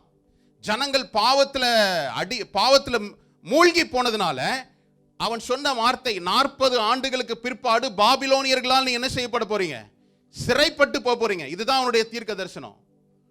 இல்ல, நல்லா யோசிச்சு பாருங்க. உங்களை அந்த மாதிரி ஒரு ஊழியத்துக்கு அழைச்சா நீ ஆசீர்வாதமா இருப்ப, நல்லா இருப்ப, நல்லா என்ன செய்வாங்க? 4 பேர் கூப்பிட்டு பேச சொல்லுவாங்க. இப்படி பேசினா ஒருத்தனும் கூப்பிட மாட்டான். கூப்பிடுறவங்க கூட என்ன செய்வான்? நம்மளை பார்த்து ஒதுங்கி போயிடுவான். ஆனா கர்த்தருடைய அழைப்பு அவனுக்கு அதுதான். 1 வருஷம் அல்ல, 40 ஆண்டுகள் அவனுடைய தீர்க்க தரிசனம் பிரபுக்களை குறித்தும், யூத ராஜாவை குறித்தும், ஜனங்களை குறித்தும், தேசத்தை குறித்தும் என்ன செய்யறான்? எதிராக தீர்க்க தரிசனம் சொல்றான். கர்த்தருடைய அழைப்பு அதுதான். இப்படிப்பட்ட அழைப்பை பெற்றவனுக்கு தான் சொல்றார், நான் உன்னை அரணிப்பான பட்டணமாய் மாற்றுவேன், நான் உன் கூட இருப்பேன். சரிதான், தேவன் அவனோடு கூட இருந்தார். அவன் விசுவாசித்தான். அடிகள் கிடைச்சுதான், அவனுக்கு அவமானங்கள் கிடைச்சதா? நான் ஒன்று சொல்றேன், இந்த உலகத்தில் ஏற்படுகிற நிந்தையும் அவமானமும் உங்களை கர்த்தரை விட்டு என்ன செய்யக்கூடாது? பிரிக்க கூடாது. உங்களுடைய அழைப்பு அதை காட்டிலும் பெருசு. உலகத்திற்காக மாத்திரம் என்னை அழைக்கல. என்னை அழைத்த தேவன் என்ன தெரியுமா? அவருடைய சித்தத்தை இந்த பூமியில் நிறைவேற்றும்படியாக என்னை அழைத்திருக்கிறார். அரணிப்பான பட்டணம், இரும்பு தூணாய் மாற்றுகிறார். இரும்பு தூணை போல என்ன செய்யணும்? சில நேரங்களில் சில காரியங்களில் நீங்க எப்படி இருக்கணும்? தூண் மாதிரி தான் இருக்கணும். இரும்பு என்ன செய்யாது? ஒரு நாளும் வளைஞ்சு கொடுக்காது. அப்படிதானே? காம்ப்ரமைஸ் இந்த வேர்ட் இருக்கவே கூடாது. எனக்கு சாதகமா வரும்போது நான் கர்த்தருடைய வார்த்தையை நம்புறேன். ஆனா என்னை எதிர்த்து என்னை சரி செய்து கொள்வது போல ஒரு வார்த்தை வந்துச்சுன்னா நான் என்ன செய்யல? அது எனக்கு இல்லை அப்படின்னு நம்ம நினைக்கிறதுல அல்ல. கர்த்தர் உங்களை உருவாக்கும் போது சில அடிகள், சில வேதனைகள், சில பாடுகள் என்ன செய்யும்? அனுமதிக்கிறார். அதன் மூலமா தான் என்ன செய்யறார்? உருவாக்குகிறார். அடுத்தது பாருங்க, 3ஆவதாக என்ன தெரியுமா? வெண்கல அலங்கமாய் மாற்றுகிறார். வெண்கல அலங்கமாய் மாற்றுறார். வேதாகமத்தில் இந்த வெண்கலம், பிரான்ஸ் என்ன குறிக்குது? நியாய தீர்ப்பை குறிக்கிறது. நீ ஜனங்களுக்கு நியாய தீர்ப்பை, தீர்க்க தரிசன வார்த்தையை, நியாய தீர்ப்பை கொண்டு வர. எப்படி? இன்னும் 40 ஆண்டுகளுக்கு பிறகு பாபிலோனியர்களால் சிறைபிடிக்கப்பட்டு போக போறீங்க, ஜாக்கிரதைன்னு சொல்றார். ஜனங்கள் அதற்கு செவி சாய்க்கவே இல்லை. நீங்க நல்ல வேதாகமத்தை எடுத்து பார்த்தீங்கன்னா எரேமியா தீர்க்க தரிசன ஒரு தீர்க்க தரிசன வார்த்தையும் ஜனங்கள் என்ன செய்யல, ஏற்றுக்கொள்ளல, செவி சாய்க்கவே இல்லை. அவன் சொல்றான், நியாய தீர்ப்பை கொடுக்குறான். இன்னும் 40 ஆண்டுகள் வரப்போகுது உங்களுடைய வாழ்க்கையின் முடிவு. அதற்கு பிற்பாடு நீங்க சிறைப்பட்டு போக போறீங்க, பாபிலோனியர்கள் உங்களை பிடிச்சிட்டு போறாங்கன்னு சொல்லி சொல்றான். அப்போ வெண்கல அலங்கமாய் உன்னை மாத்துவேன் அப்படின்னா என்னது? பிரான்ஸ் வால். அலங்கம்னா என்னது? வால். இந்த 3 காரியங்களையும் யோசிச்சு பாருங்களேன். அரணிப்பான பட்டணம், எந்த சத்துருவும் உட்புகுறாதபடி கர்த்தருடைய வார்த்தையை ஏற்றுக்கொண்ட தேவ ஜனத்திற்கு எந்த சத்துருவும் உள்ள புகுந்து அந்த வார்த்தை என்ன செய்யக்கூடாது? கிரியை செய்ய விடாதபடி தடுக்க கூடாது. நீங்க என்ன செய்யணும்? ஒரு வார்த்தை இன்னைக்கு வருது, கர்த்தர் உங்களுக்கு ஒரு வார்த்தை, ஏதோ ஒரு வார்த்தை பேசியிருக்கிறார் அப்படின்னா இந்த வார்த்தை சுற்றிலும் நீங்க என்ன செய்யணும்? அரணிப்பான பட்டணம் போல அரணிப்பாய் காத்துக்கொள்ளணும். நான் கேட்ட வசனம் கீழே லிப்ட்ல இறங்கி 10வது மாடி போகும்போதே என்னவோ சொன்னாங்க, ஆனால் நல்லா தான் இருந்தது. சரி, யூடியூப்ல ஒரு நாளும் கேட்க மாட்டீங்க. யூடியூப் போனால் அப்போ தான் இன்னொன்று வரும், உங்களுக்கு பிடிச்ச மாதிரி ஒரு லிங்க். இப்பொழுதே வார்த்தையை ஆவியில் உணர்ந்து கொண்டீங்கன்னா உங்களுக்கு மறக்கவே மாட்டீங்க. யூடியூப் மறுபடியும் போகணும்னு அவசியம் இல்லை. வீட்டுக்கு போனாலும் நீங்கள் எழுத முடியும். காரணம் என்ன தெரியுமா? உங்களுடைய இருதயம் அந்த வார்த்தைக்கு ஏங்கும் போது கர்த்தர் தான் நினைவுபடுத்துவார். அநேக முறை படுத்திருக்கும் போது சில வார்த்தைகள் வரும். காலையில் எந்திரிச்சு என்ன செய்யலாம்? எழுதிக்கலாம் அப்படின்னு நினைப்போம். காலையில் எந்திரிச்சனா என்ன வசனம்னு தெரியாது. அதுக்கு அந்த ஒரு 2-3 மணி நேரம் பிரயாசப்பட்டா ஒருவேளை கர்த்தர் என்ன செய்வாரு? பரிதாபப்பட்டு அந்த வசனத்தை மறுபடியும் காண்பிப்பார். சில நேரம் அந்த நாள் ஃபுல்லா அப்படியே போயிடும். எந்த வார்த்தையை கர்த்தர் உங்களுக்கு அளிக்கிறாரோ அந்த வார்த்தை உங்களுக்கு வெளிச்சமாய் மாறும்.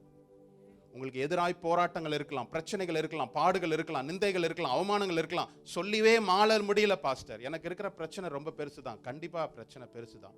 இன்னொன்னு சொல்றேன் கேளுங்க, ஒருத்தருடைய பிரச்சனையை நீங்க அளவிடாதீங்க. அவங்க போற பாடு அவங்களுக்கு தான் தெரியும். உங்களுக்கு இது வேலை, இதெல்லாம் ஒரு பிரச்சனையா நீங்க நினைக்கலாம். அவர்களுடைய பாடுகள் அவர்களுக்கு பெருசு. ஒருத்தவங்க உங்க கஷ்டம், அவங்களுடைய பிரச்சனையை சொல்லும் போது நீங்க என்ன செய்யுங்க? Accept it. இதெல்லாம் என்ன பெரிய பிரச்சனை பிரதர், எனக்கு தெரியுமா? இதுல ஒரு மேன்மை, இதுக்கு ஒரு பெருமை. உங்களுக்குலாம் இதெல்லாம் ஒரு பிரச்சனையா? என் பிரச்சனை பெருசு. அவசியம் இல்லை. ஒருத்தங்களுடைய பிரச்சனையை அவங்க போகும் பாதையை கேட்க ஆயத்தமானீங்கன்னா அக்செப்ட் இட். அவங்களோடு கூட நீங்க என்ன செய்யுங்க? கேட்டு ஜெபிக்கின்றவர்களாய் மாறுங்க. இரும்பு தூணாய், அப்போ காம்ப்ரமைஸ் கிறிஸ்டினா இருக்கக்கூடாதுன்னு பார்த்தோம். அடுத்தது வெண்கல அலங்கம்ல பிரான்ஸ் வால். நியாய தீர்ப்பை குறித்து அது சொல்லப்பட்டதை பார்க்கலாம். எடுத்துக்கலாம். என்னாகமம் 21ஆம் அதிகாரத்தின் 8 மற்றும் 9ஆம் வசனம். 9ஆம் வசனம் வாசித்தா கூட போதும். என்னாகமம் 21:9. அப்படியே மோசே ஒரு வெண்கல சர்ப்பத்தை உண்டாக்கி அதை ஒரு கம்பத்தின் மேல் தூக்கி வைத்தான். சர்ப்பன் ஒருவனை கடித்த போது அவன் அந்த வெண்கல சர்ப்பத்தை நோக்கி பார்த்து பிழைப்பான். என்ன சம்பவம்? மோசேவுக்கு விரோதமாக இஸ்ரவேல் ஜனங்கள் எழும்புறாங்க. தேவன் அவர்களுடைய கம்ப்ளைனிங் ஸ்பிரிட்டை பார்த்த உடனே என்ன செய்தார்? கொல்லிவாய் சர்ப்பங்களை என்ன செய்தார்? அனுப்பினாரு. அது கடித்து அநேகர் மாண்டு போனாங்க. அந்த சூழ்நிலையில் மோசே தேவனிடத்தில் முறையிடுகிறான், கர்த்தாவே இந்த ஜனங்களை காப்பாத்துங்கன்னு சொல்லும் போது அப்ப கர்த்தர் சொல்லுகிற வார்த்தை என்னது? நீ ஒரு சர்ப்பத்தை உண்டு பண்ணி அது கம்பத்தில் தூக்கி நிறுத்து, அதை பார்க்கிறவன் பிழைப்பான். மோசே உடனே என்ன செய்தார்? வெண்கலத்தினால் ஒரு சர்ப்பத்தை. ஏன் வெண்கலம்? ஏன் சர்ப்பம்? இதுவரையும் நியாயம் தீர்க்கப்பட்ட ஒரே ஒரு மனிதன் யாரு? ஒரே ஒரு சத்துரு யாரு? பிசாசு மாத்திரம் தான். நீங்களும் நானும் என்ன செய்யப்படல. ஆமா, ஜாக்கிரதையா இருந்துக்கோங்க. இல்ல, நியாயம் தீர்க்கப்பட்ட ஒரே மனிதன் சத்ருவாகிய பிசாசு. அவனை தூக்கி, அப்போ நியாயம் தீர்க்கப்பட்ட அந்த பிசாசு சர்ப்பத்தை என்ன செய்றீங்க?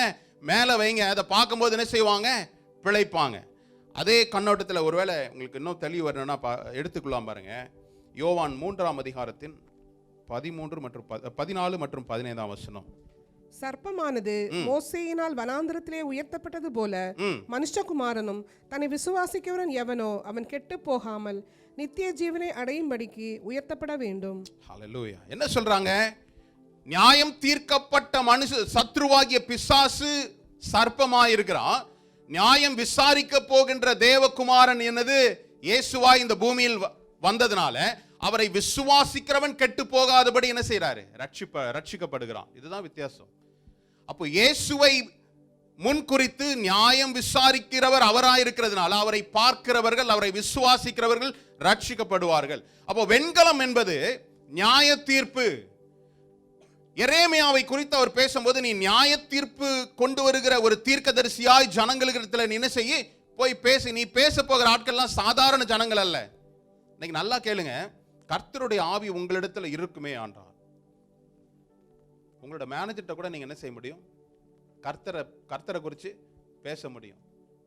இன்னைக்கு நம்மளோட கூட இல்ல, நீங்க ஒரு மேனேஜரா இருக்கீங்கன்னா ஒரு கிளர்க்கு கிட்ட நீங்க பேசுறது ரொம்ப ஈஸி இல்ல. நமக்கு கீழே இருக்கிறவங்கள்ட்ட நம்ம தைரியம் பேசிடலாம். ஆனா உங்களுக்கு மேல உள்ள அதிகாரம் படைச்சவங்கள்ட்ட நீங்க செக் பண்ணி பாருங்க. நீங்க அதுக்காக தைரியமா ஐயோ டெஸ்ட் பண்ண பாஸ்டர் பிரச்சனை ஆயிடுச்சு அப்படின்றது இல்லை. நான் சொல்றேன்னு நீங்க செய்யாதீங்க. உங்களுக்குள்ள ஆவியானவர் இருக்கிறார் அப்படின்ற உணர்வு உங்களுக்கு இருந்ததுன்னா, ஆவியானவருடைய நடத்துதல் இருந்ததுன்னா நீங்க அதை செய்யுங்க. நீங்க வேதத்தில் எடுத்து பார்த்தீங்கன்னா அநேக தீர்க்கதரிசிகள் ராஜாக்களுக்கு முன்பதாக போய் என்ன செய்தாங்க? தேவனுடைய வார்த்தையை பேசினாங்க. நீ சீக்கிரமா இப்படியே நீ இருந்தா நீ அழிந்து போவேன்னு சொல்லி தீர்க்கதரிசி பேசினாங்க. நீ செய்யறது தேவனுக்கு விரோதமான பாவம் என்று சொல்லி பேசினாங்க. யார்கிட்ட? ராஜாக்கள்கிட்ட. ராஜாக்களுக்கு சர்வ அதிகாரமும் இருந்தது அந்த நாட்கள்ல. அவங்களை கொலை கூட செய்திடலாம். ஆனாலும் அவர்கள் கர்த்தருடைய வார்த்தையை சுமந்து சென்றார்கள். எரேமியாவும் அதே போலதான். அவன் பேசக்கூடிய ஜனங்கள் சாதாரண மனிதர்கள் அல்ல. ஜனங்களிடத்திலையும் பேசுறான், பிரபுக்களிடத்திலையும் பேசுறான், ராஜாக்களிடத்திலையும் பேசுறான். ஆகவேதான் சொன்னாரு, நான் உன்னை என்ன செய்வேன்? அரணிப்பான பட்டணத்தை போல மாற்றுவேன், இரும்பு தூணை போல ஆக்குவேன், வெண்கல அலங்கத்தை போல உன்னை மாற்றுவேன். கர்த்தருடைய வார்த்தை என்ன செய்யும்? வெண்கலம், இரும்பும் வெண்கலமும் எப்படி ஸ்ட்ராங்கா இருக்கும்.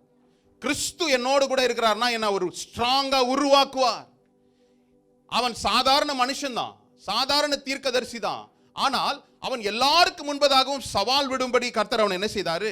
உருவாக்குனார் என்று சொல்லி நம்ம பார்க்கிறோம். பாருங்களேன், அலங்கத்துல அலங்கம்னா என்ன சொன்னேன்? வால்ல. அந்த வால்ல உட்பிரவேசிக்க முடியாதபடி எந்த ஒரு சத்ருவனுடைய உபதேசமும் இல்ல பயமோ நடுக்கமோ உங்களை என்ன செய்யாது? உட்புகிறாதபடி காத்துக்கொள்ளும். பாருங்க, ஏன் இந்த வார்த்தையை சொன்னார்? மறுபடியும் எரேமியா 1ஆம் அதிகாரத்தில் அதே 17ஆம் வசனத்தை படிக்கலாம். நம்ம ரிவர்ஸ்ல வரும், கீழ இருந்து மேல வரும். 14ஆம் வசனம். ஆகையால் நீ உன் அறையை கட்டிக்கொண்டு நின்று நான் உனக்கு கட்டளையிடுகிறவை எல்லாம் அவர்களுக்கு சொல். நான் உன்னை அவர்களுக்கு முன்பாக கலங்க பண்ணாதபடிக்கு நீ அவர்கள் முகத்துக்கு அஞ்சாதிரு. ஹல்லேலூயா. இன்னொரு ஒரு காரியத்தையும் சொல்றாருல, நான் உன்னோடு கூட இருக்கிறேன், நீ அவர்களுடைய முகத்திற்கு என்ன செய்ய அஞ்சாதிரு. அந்த அஞ்சுறதுக்கு முன்னாடி என்ன சொல்லப்பட்டிருக்கு பாருங்களேன்? அவர்களுக்கு முன்பதாக கலங்க பண்ணாதபடிக்கு நீ உன்னை கலங்க பண்ணாதபடி என்ன செய்ய? அஞ்சாம இரு. அப்போ ஒவ்வொரு காரியத்தையும் கர்த்தர் என்ன செய்யறாரு? அவனுக்கு சொல்லி கொடுத்து அவனை உருவாக்குகிறார். கர்த்தர் ஒரு வாக்குத்தத்தத்தை கொடுத்த உடனே நமக்கு ஒரு மகிழ்ச்சி வந்துருது, அவரே நிறைவேற்றுவார் என்று சொல்லி நம்ம நினைக்கிறோம். ஆனால் சில வாக்குத்தத்தங்களை சுதந்தரித்துக் கொள்ள கர்த்தர் உங்களை தகுதிப்படுத்துகிறார். தகுதிப்படுத்தின பிறகுதான் உங்களுக்கு என்ன செய்யறாரு? கொடுக்கிறார். தகுதி இல்லாதவனுக்கு ஒரு பொருளை கொடுத்துட்டா அது அவனுக்கு அழிவாய் மாறிடும். என்னை தகுதிப்படுத்துகிறார். தகுதிப்படுத்தி தான் என்ன செய்யறாரு? ஆசீர்வதிக்கிறார். நீங்க வேலை செய்யறீங்க, அந்த வேலைக்கு தகுதி உள்ளவர்களா என்று சொல்லி உங்களை என்ன பண்றாங்க? இன்டர்வியூ பண்றாங்களா? உங்களை விசாரிக்கிறாங்களா? உங்களோட எக்ஸ்பீரியன்ஸ் எல்லாம் கேட்கறாங்களா? அதுக்கப்புறமா தான் என்ன சொல்றாங்க? அப்பாயின்மெண்ட் ஆர்டர் கொடுக்குறாங்க. உங்க பேரை பார்த்தோன்னா அடிச்சிரு அப்பாயின்மெண்ட்னு சொல்லிடுறாங்களா? இல்ல, தகுதிப்படுத்தி தான் உங்களை வேலைக்கே வைக்கிறாங்க இந்த உலகத்துல. அப்போ கர்த்தர் எவ்வளவு காரியத்தை செய்வார்ல. இல்ல, அவர் உங்களை தகுதிப்படுத்தி வேலை கொடுக்கிறது தான் உலகம். ஆனால் கர்த்தர் என்ன செய்யறாரு தெரியுமா? உங்களை அறிந்து கொண்டு அவர் உங்களை தகுதிப்படுத்துகிறார். இந்த காரியங்களை கர்த்தர் சொல்லும் போது எடுத்த உடனே நான் இதெல்லாம் ஆக்குவேன்னா, அடுத்த நாள் காலையில் எந்திரிச்சோன்னா அவன் ஒரு அரணிப்பான பட்டணம் போலவும், அவன் ஒரு இரும்பு தூணை போலவும், வெங்கல அலங்கம் போலவும் ஆகல. அவர் என்ன செய்யறாரு?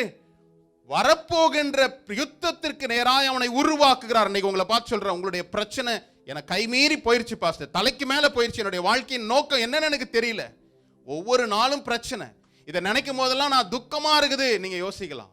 ஒன்னே ஒன்று சொல்றேன், உங்களுடைய எல்லா பிரச்சனையும் கர்த்தருக்கு முன்பதாக நீங்க கொடுத்துட்டு அவர்கிட்ட சரண்டர் பண்ணீங்கன்னு வச்சுக்கோங்க. கர்த்தாவே, இது என்னால முடியல, என்னை நீங்க வழி நடத்துங்க, எனக்கு இது புரியல, எப்படி செய்யணும்னு எனக்கு தெரியல. யோசபாத் அப்படிதான் சொல்றான். இந்த ஏராளமான கூட்டத்திற்கு போருக்கு வந்துட்டாங்க, இவன் ஒரு சின்ன கூட்டம் தான், எதிரில் பெரிய கூட்டம் நிக்குது. அவன் சொல்றான், கர்த்தாவே, இந்த ஜனத்திற்கு முன்பதாக எதிர்த்து நிற்க எனக்கு பலன் இல்லை, என்ன செய்யணும்னு எனக்கு தெரியல, ஆகவே என் கண்களை உண்மையே நோக்கி பார்க்கிறேன். சொல்ல முடியுமா நம்மளால? நம்ம மேலே பார்க்கணும்னு நினச்சா கூட நம்மளுடைய பிரச்சனை என்ன செய்யுது, என்ன நடக்குமோன்னு கீழே பார்க்க தோணுது பாருங்க. அதுதான் பயம், அதுதான் கலக்கம். என்ன நடந்தாலும் கர்த்தர் நான் அதுதான் தேவன் எதிர்பார்க்கின்ற காரியம் தெரியுமா? உங்களை சுற்றி 1000 பேர் பிரச்சனை வரலாம், ஆனால் உங்களுடைய கண்களை நீங்கள் அவங்க மேலே மாத்திரம் நீங்கள் வச்சுருந்தீங்கன்னா, கர்த்தரை மாத்திரம் நோக்கி பார்த்தீங்கன்னா, உங்களுடைய அடுத்த அடி என்னன்றது அவர் தான் உங்களுக்கு சொல்லிக் கொடுப்பார். இல்லை, நம்முடைய எண்ணங்களை சில நேரம் நெருங்கி வரும். அதுதான் சவுல் பண்ண பெரிய பிரச்சனை. அதான் எதிரிகள் தொடர்ந்து வந்துட்டாங்க, ஜனங்கள் சிதறடிச்சு போறாங்க, என்ன பண்ணணும்னு தெரியல. இவனா ஏதோ ஒன்று என்ன செய்யறான், செய்தது நிமித்தமாய் சுயம். உங்களை அதுதான் சொன்னேன், ஆவியை அடக்காத மனுஷன் கர்த்தருடைய ஆவியினால் நடத்தப்படவே முடியாது. என்னைக்கு என்னுடைய ஆவி, உங்களுடைய ஆவினானது உங்களுடைய ஸ்பிரிட். சில நேரம் பாருங்க, பேசினதுக்கு அப்புறமா தான் நினைப்போம் இது பேசியிருக்க கூடாது, செஞ்சதுக்கு அப்புறமா தான் நினைப்போம் இதை. அப்போ என்ன அர்த்தம், என்னுடைய சுயம் எப்பயாவது வெளிப்பட்டு கொண்டே இருக்குது. இந்த சுயத்தை கண்ட்ரோல் பண்ணணும்னா தேவன் என்ன செய்யணும், முற்றிலுமாய் நடத்துறதுக்கு நான் ஒப்பு கொடுக்கணும். அதுக்காக தான் சொன்னேன், தன் ஆவியை அடக்காத மனுஷன் மதிலிடிந்த பாழான பட்டணத்தை போல இருக்கிறேன்னு சொன்ன. ஆனால் இன்னொரு சைடில் சொல்லுது, நான் உன்னை அரணிப்பான பட்டணமாய் மாற்றுவேன். Choice is yours. பட்டணம் அழகா தான் இருக்குது, ஆனால் மதில் இடிஞ்சிருந்ததுன்னா அந்த பட்டணம் எவ்வளோ அழகா இருந்தாலும் என்ன செய்யும், சத்ருவானவன் ஈஸியா வந்து அவனுக்கு தேவையானதை கொண்டு போயிடும். அரணிப்பான பட்டணமா இருந்தா மாத்திரம்தான் உள்ள இருக்கிற ஒவ்வொரு பொக்கிஷங்களையும் காத்துக்கொள்ள முடியும். நீங்களும் நானும் கர்த்தருடைய கரங்களில் பொக்கிஷம். கர்த்தர் நமக்கு அரணிப்பான பட்டணமா இருக்கிறாரு. அப்படிதான் சொல்லுதுல, the name of the Lord is strong tower, the righteous run into it and they are safe. கர்த்தருடைய நாமம் பலத்த துருகம், நீதிமானதற்குள் ஓடி சுகமா இருப்பான். சில நேரங்களில் இந்த அரணிப்பான பட்டணத்திற்கு நேரம் நான் ஓடி என்னை காத்துக்கொள்ளணும். ஆனா சில நேரங்களில் என்னையே அந்த அரணிப்பான பட்டணமாய் மாத்துறார். ஒரே ஃபார்முலா எல்லாத்துக்கும் ஒத்துவே வராது. ஆவிக்குரிய வாழ்க்கையில ஒன் சைஸ் ஃபிட் ஃபார் ஆலே கிடையாது. இப்போ எல்லாருக்கும் என்ன சைஸ் இருக்கு, கடைக்கு போனா நான் எல்லாம் ஃப்ரீ சைஸ் இல்லை, சைஸ் எனக்கு எக்ஸல் மீடியம் ஒன்றும் கிடையாது. எல்லாரும் என்னது ஃப்ரீ சைஸ், கை இந்த இவ்வளோ தூரம் வரும், அதுதான் ஸ்டைல். அந்த சைஸ் அந்த ஸ்டைல் என்ன செய்யாது கிறிஸ்தவத்துக்கு. உங்களை குறித்து ஒரு குறிப்பிட்ட யுனிக்காய் தனித்துவத்தோடு கூட உங்களை உருவாக்கி இருக்கிறார். நீங்கள் ஒரு யோசிக்கலாம், நான் எந்த பயனும் யாருக்குமே இதுவரையும் இல்லையே, நான் யாருக்கும் பயன்படவே இல்லையே. உங்களை பெரிய பொக்கிஷமாக கர்த்தர் பார்க்குறார். ஒருவேளை இதுவரையும் என்னால் யாருக்கு பயன் அப்படின்னு நான் என்னால் நிறைய பேருக்கு வேதனை தானே அப்படின்னு நீங்கள் யோசிச்சிருக்கலாம். வேதனையை மாற்றி உங்களுக்கு வாழ்க்கையில் என்ன செய்வார், ஒரு புதிய ஆரம்பத்தை கர்த்தர் கொடுப்பார். எப்போ தெரியுமா, நான் அவரை நம்பி அவரை விசுவாசித்து, கர்த்தாவே எனக்கு யுத்தங்கள் வருது, பிரச்சனைகள் இருக்கு, ஆனால் இந்த ஆனாலும்ன்ற வார்த்தை எனக்கு பிடிச்சிருக்கு, நீர் என்னோடு கூட இருப்பீரா, என்னை உருவாக்குவீரா, என்னை மேற்கொள்ள செய்வீரா என்று நாம் யோசிக்கும் போது கர்த்தர் அதை செய்ய ஆயத்தமாக இருக்கிறார். பாருங்க, இது ஒரு மனுஷனுக்கு மாத்திரம் அல்ல, இன்னொரு மனுஷனுக்கும் அது நடந்திருக்கு. பாருங்க, குறிப்பா வேகமா சுருக்கமா சொல்லிடலாம். எரேமியா எசேக்கியேல் 3ஆம் அதிகாரத்தின் 7, 8, 9 வசனங்களை குயிக்கா நம்ம படிக்கலாம். இஸ்ரவேல் வீட்டாராமெனில் உனக்கு செவி கொடுக்க மாட்டார்கள், எனக்கே செவி கொடுக்க மாட்டோம் என்கிறார்களே. இஸ்ரவேல் வம்சத்தார் அனைவரும் கடினமான நெற்றியும் முரட்டாட்டமுள்ள இருதயம் உள்ளவர்கள். இதோ உன் முகத்தை அவர்கள் முகத்துக்கு எதிராகவும் உன் நெற்றியை அவர்கள் நெற்றிக்கு எதிராகவும் கெட்டியாக்கினேன். உன் நெற்றியை வச்சிரக்கல்லை போலாக்கினேன், கண்மலையை பார்க்கிலும் கெட்டியாக்கினேன். அவர்கள் கலகமுள்ள வீட்டார் என்று நீ அவர்களுக்கு பயப்படாமலும் அவர்கள் முகங்களுக்கு கலங்காமலும் இரு என்றார். அவர் சொல்றாரு, நான் சொல்லியே அவங்க கேட்கல, நீ சொல்லியும் கேட்க போறது இல்லை, ஆனா என்ன செய்யறேன், நான் உன்னை அனுப்புறேன். அவருடைய நெற்றி கட்டியா, உன்னோட நெற்றி என்ன செய்யறேன், வஜ்ரக்கல்லு போல கண்மலையை காட்டிலும் ஸ்ட்ராங்கா உன்னை அனுப்புறேன். எங்க அனுப்புறேன் தெரியுமா, அவருடைய நெற்றிக்கு நேரம் உன்னோட நெற்றி. அப்ப என்ன அர்த்தம், you should face your enemy. உன்னுடைய சத்ருவை நீ ஃபேஸ் பண்ணி தான் ஆகணும். ஓட தொடங்கினா ஓடிக்கிட்டே இருக்கணும் லைஃப்ல. என்னைக்கு கர்த்தர் என்னோடு கூட இருக்கிறாருன்னு நீங்க உணர்ந்தீங்களோ, சத்ருவை பார்த்து நீங்க என்ன செய்யுங்க, எதிர்த்து நில்லுங்க. இல்ல, என்னுடைய பிரச்சனையை பார்த்து நான் ஓடிக்கிட்டே இருந்தா என்னுடைய வாழ்க்கையை என்ன செய்யாது, நிற்கவே முடியாது. ஓடிக்கிட்டே இருக்கிறேன். சில பேர் சொல்றாங்க பாருங்க, ஓடிக்கிட்டே இருக்கிறேன் பாஸ்டர், வாழ்க்கையில ஓடிக்கிட்டே இருக்கிறேன், என்ன எங்க செய்யறேன், என்ன நடக்குதுன்னே தெரியல, வாழ்க்கை ஒரு ஓடிக்கிட்டே இருக்கிற மாதிரி இருக்குது. கர்த்தர் என்ன செய்யறது, சில நேரங்கள் நீ அமர்ந்துரு, நானே தேவன் என்று அறிந்து கொள். Be still and know that I am God. என்ன அர்த்தம், அமைதியா இருந்து, அமைதியா இருக்குன்னா உட்காந்து தூங்குறதுக்கு சொல்ல. அவர் என்ன சொல்றாரு, உட்காந்து நான் தான் தேவனை அறிந்து கொள்வதற்கு நீ பிரயாசப்படு, படி. என்னோடு கூட ஐக்கியப்படு. அதான் சொல்றாரு அவர். அப்ப இங்க என்ன சொல்லப்பட்டிருக்குது? வஜ்ரக்கல்லு போல உன்னுடைய நெற்றியை நான் என்ன செய்றேன்? கண்மலையை காட்டிலும் உறுதியாய் மாற்றுகிறேன். ரெண்டு நெத்தியும் ஒண்ணா நான் வச்சு கட்டுறேன்னா என்ன அர்த்தம்? You should face your enemy. உன்னுடைய சத்ருவை பார்த்து நீ நிற்கிற, ஆனா அவர்களுக்கு நீ பயப்படாத, அஞ்சாத, கலங்காத. இன்னைக்கு உங்களை சொல்றேன், எந்த காரியம் உங்களை அச்சுறுத்தி பயமுறுத்தி கொண்டே இருக்குது?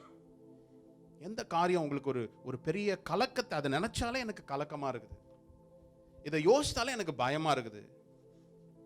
பயப்படுறதுக்காக நீங்க அழைக்கப்படலை. உங்களுடைய வாழ்க்கை அதுக்காக நான் பயப்படவே மாட்டேன்னு சொல்றதுக்கு நாள், ஆனா பயத்திலேயே நான் வாழ்ந்து கொண்டிருக்கிறதுக்கு நான் அழைக்கப்படலை. என்னுடைய கூடாரம் பள்ளத்தாக்கிலே இருக்கணும் இல்ல, பள்ளத்தாக்கில் இருந்தாலும் உச்சி மலை உச்சிக்கு போவதுக்கு கர்த்தர் என்ன செய்வாரு? உதவுவார். என்னுடைய வாழ்க்கை போராட்டத்தின் மத்தியிலே தான் போகணுமா? இல்ல, வெற்றிக்கும் அவர் என்ன செய்வாரு? உங்களை நடத்தி செல்வார். இல்ல, அடுத்தது பாருங்களேன், அதே எரேமியாவுக்கு வந்துடலாம். எரேமியா 2வது வசனம் பாருங்க. ஆமோனுடைய குமாரனாகிய யோசியா என்கிற யூதாவுடைய ராஜாவின் நாட்களில் அவன் அரசாண்ட 13ஆம் வருஷத்தில் இவனுக்கு கர்த்தருடைய வார்த்தை உண்டாயிற்று. அப்புறம் யோசியாவின் குமாரனாகிய யோயாக்கிம் என்கிற யூதாவுடைய ராஜாவின் நாட்களிலும் யோசியாவின் குமாரனாகிய சிதேக்கியா என்கிற யூதாவுடைய ராஜாவின் 11ஆம் வருஷத்து முடிவு மட்டாகும் எருசலேம் ஊரார் 5ஆம் மாதத்தில் சிறைப்பட்டு போகும் வரைக்கும் கர்த்தருடைய வார்த்தை அவனுக்கு உண்டாயிற்று. வாசிக்க கேட்ட இந்த 2 வசனங்களிலும் சொல்லப்பட்ட காமனான ஒரு காரியம் என்ன தெரியுமா? கர்த்தருடைய வார்த்தை இவனுக்கு உண்டாயிற்று. கர்த்தர் உங்களோடு கூட என்னோடு கூட பேசுகிற தேவனா இருக்கிறார். கர்த்தருடைய வார்த்தை உண்டாயிற்று. 3வது வசனத்தை கூட படிக்கலாம். கர்த்தருடைய வார்த்தை எனக்கு உண்டாகி அவர் போதும். கர்த்தருடைய வார்த்தை இப்ப யாருக்கு உண்டாச்சு? எனக்கு உண்டாச்சு. அதுதான் எரேமியா சொல்றார். 2-3 வசனங்களில கர்த்தருடைய வார்த்தை அவனுக்கு உண்டாச்சு. அப்ப கர்த்தர் பேசிக்கொண்டே இருக்கிறார், அவனுக்கு உண்டாகுது. எப்பொழுது அது அவன் தனக்குரியதாய் மாற்றிக்கொண்டான்? 3வது வசனம் 4வது வசனத்துல தானே கர்த்தருடைய வார்த்தை எனக்கு உண்டானது. எப்பொழுது கர்த்தருடைய வார்த்தை எனக்கு தான் அப்படின்னு நீங்க உண்டானது அப்படின்னு நீங்க விசுவாசிக்கிறீங்களா, அதுக்கப்புறமா தான் அவர் என்ன செய்யறாரு? அவனை குறித்து பேசுகிறார். உன்னுடைய தாயின் வயிற்றில் நீ உருவாகிறதுக்கு முன்பதாக நான் உன்னை பார்த்துட்டேன்ப்பா, நீ என்னவா ஆனோன்னு எனக்கு தெரியும், உன்னை நான் அறிஞ்சிருக்கிறேன் அப்படின்னு சொல்றார். எரேமியாவுக்கு மாத்திரமல்ல, உங்களையும் என்னையும் குறித்து கர்த்தர் ஒரு திட்டத்தோடு தான் பூமியில் அனுப்பியிருக்கிறார். நம்ம எதுல பிஸி ஆயிடுறோம்? உலக காரியங்களிலே பிஸி ஆயிடுறோம். அதனால பரம தரிசனத்தை நாம் என்ன செய்யறதில்ல, புரிந்து கொள்றதில்ல. அநேக நேரம் நீங்க என்னைக்கு கர்த்தருடைய அழைப்பை, கர்த்தர் எதற்காக எனக்கு இந்த வாழ்க்கையை கொடுத்திருக்காருன்னு நம்ம அவர்கிட்ட கேட்கும்போது அதை செய்ய நீங்க பழகிட்டீங்கன்னா பூமியில உங்களுடைய காரியங்கள் எல்லாம் சாதாரணமா நடக்கும். பிரச்சனைகள் வரும், யுத்தங்கள் வரும், போராட்டங்கள் வரும், அவமானங்கள் வரும், நிந்தனைகள், ஆனாலும் என்ன செய்யாது, உங்களை மேற்கொள்ளாது. அதுக்கு உங்களை உருவாக்குவார், உங்களை பக்குவப்படுத்துவார்ல. அப்போ 2 முறை கர்த்தருடைய வார்த்தை அவனுக்கு உண்டாச்சு. இன்னைக்கு கர்த்தருடைய வார்த்தை உங்க எல்லாருக்கும் கிடைச்சிருக்கு. ஆனால் எப்பொழுது எனக்கு உண்டானது என்பதை நீங்க அறிந்து கொள்றீங்களோ அதுக்கு அப்புறமா தான் கர்த்தர் பேசுகிறதை கேட்க முடியும். பாருங்க, அவன் 4வது வசனத்துல கர்த்தருடைய வார்த்தை எனக்கு உண்டானது அப்படின்னு சொன்னதுக்கு அப்புறமா தான் 3 காரியங்களை அவர் சொல்லார். பாருங்க, தாயின் வயிற்றில உருவாக்கும் முன்னே, அப்ப என்ன சொல்லார்? உருவாக்கும் முன்னே உன்னை அறிந்தேன். அப்ப உருவாக்குறது யாரு? நம்மளுடைய வாழ்க்கையில கர்த்தர் நம்மை உருவாக்கும் படலத்துக்கு நேரா தான் அவர் என்னை உருவாக்கும் முன்பதாக என்னை அறிந்திருக்கிறார். தாயின் கற்பத்துல மட்டும் இல்ல, நான் வெளிப்பட்ட பிறகும் நான் இந்த உருவாக்குவதற்கு நேராக அவர் கரத்துல ஒப்பு கொடுக்கிறேன்ல, என்னை உருவாக்கும் முன்னே அவர் என்னை அறிந்திருக்கிறார். என் மகன், என் மகள் இவ்வளவுதான் தாங்க முடியும், இதுக்கு மேல என்ன செய்ய முடியாது, இப்ப தாங்க மாட்டான். இப்ப நான் உருவாக்குறேன், உருவாக்கின பிற்பாடு என்ன செய்யலாம்? நாம் மரணம் சம்பவிக்கும் வரை உங்களையும் என்னையும் கர்த்தர் என்ன செய்து கொண்டே இருக்கிறாரு? உருவாக்கி கொண்டே இருக்கிறாரு. No one can say that I have achieved. இல்ல, பவுல் அப்படி சொல்லல. பவுல் உருவாக்கிக்கிட்டே இருக்கிறாரு.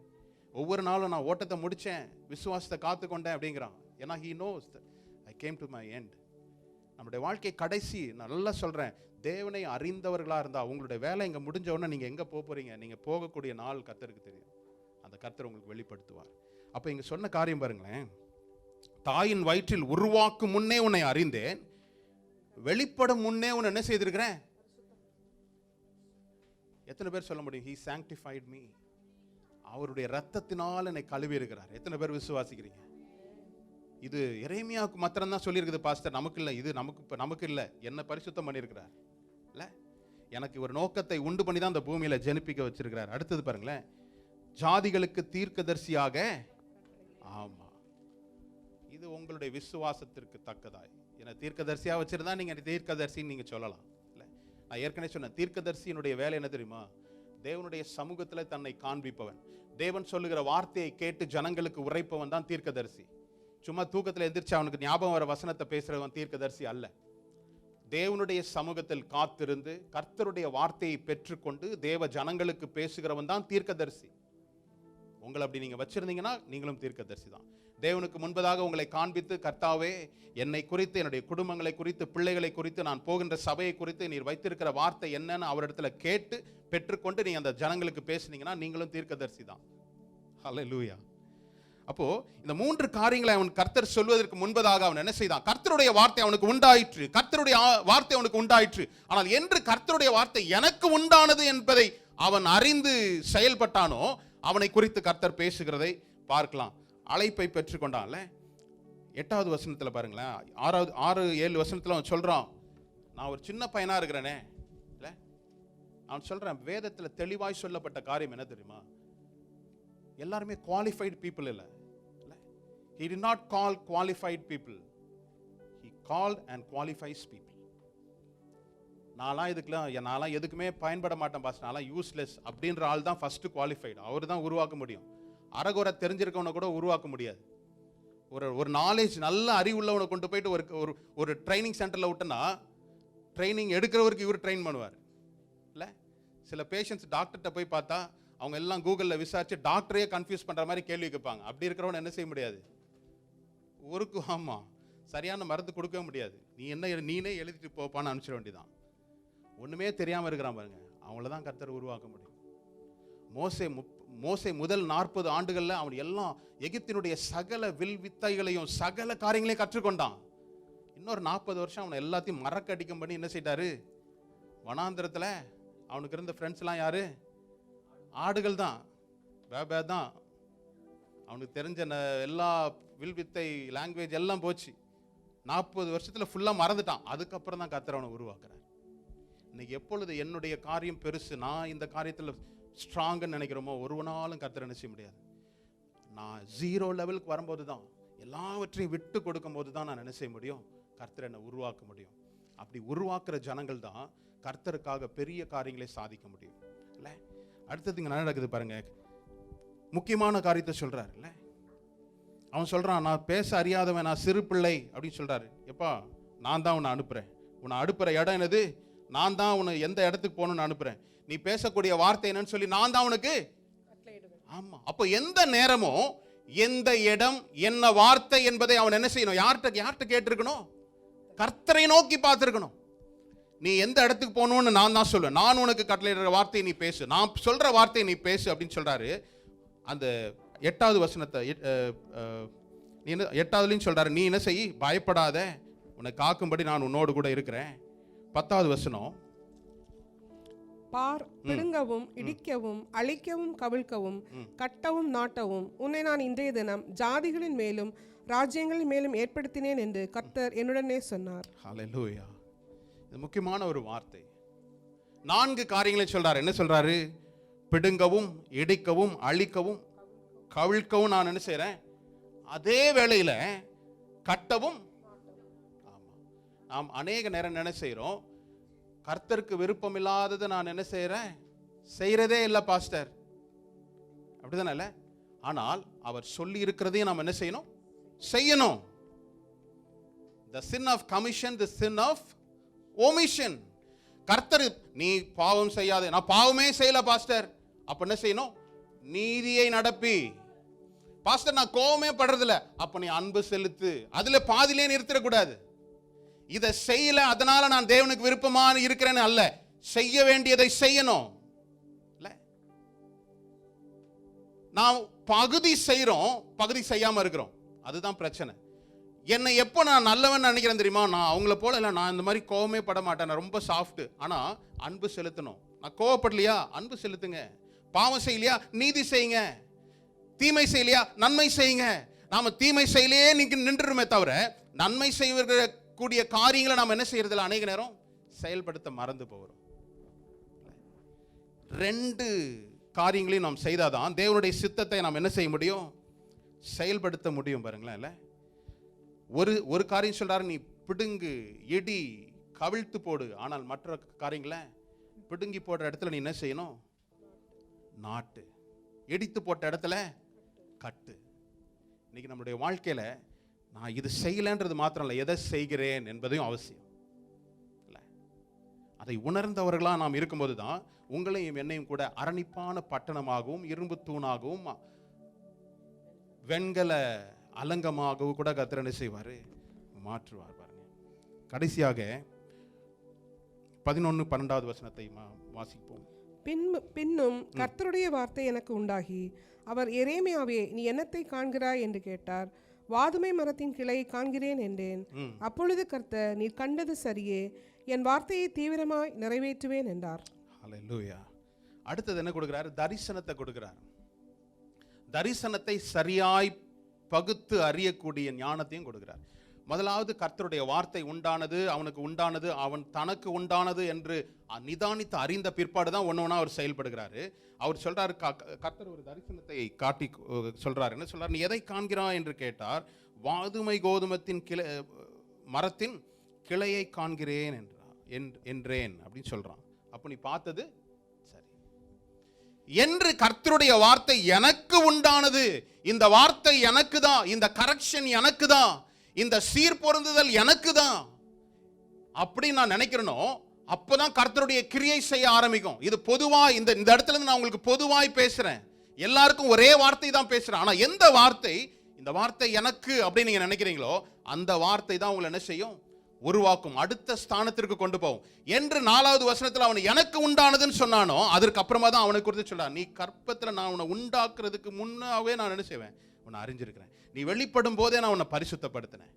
இல்லை, தீர்க்கதரிசியா நான் உன்னை என்ன செய்ய வச்சிருக்கிறேன். உங்களுடைய வாழ்க்கையின் நோக்கம் என்ன, உங்களுடைய வாழ்க்கையின் போக்கு என்ன, ஆவிக்குரிய வாழ்க்கையில் என்னுடைய வாழ்க்கை சண்டே சர்ச் வரும் போறோம் அது மாத்திரமா இல்லை, அப்பார்ட் ஃப்ரம் சண்டே சர்வீஸ் என்னுடைய கிரியைகள் என்னவா இருக்குது, என்னுடைய கமிட்மெண்ட் என்னவா இருக்கு, நான் கர்த்தரோடு கூட என்ன காரியங்களை செயல்படுத்துறேன்.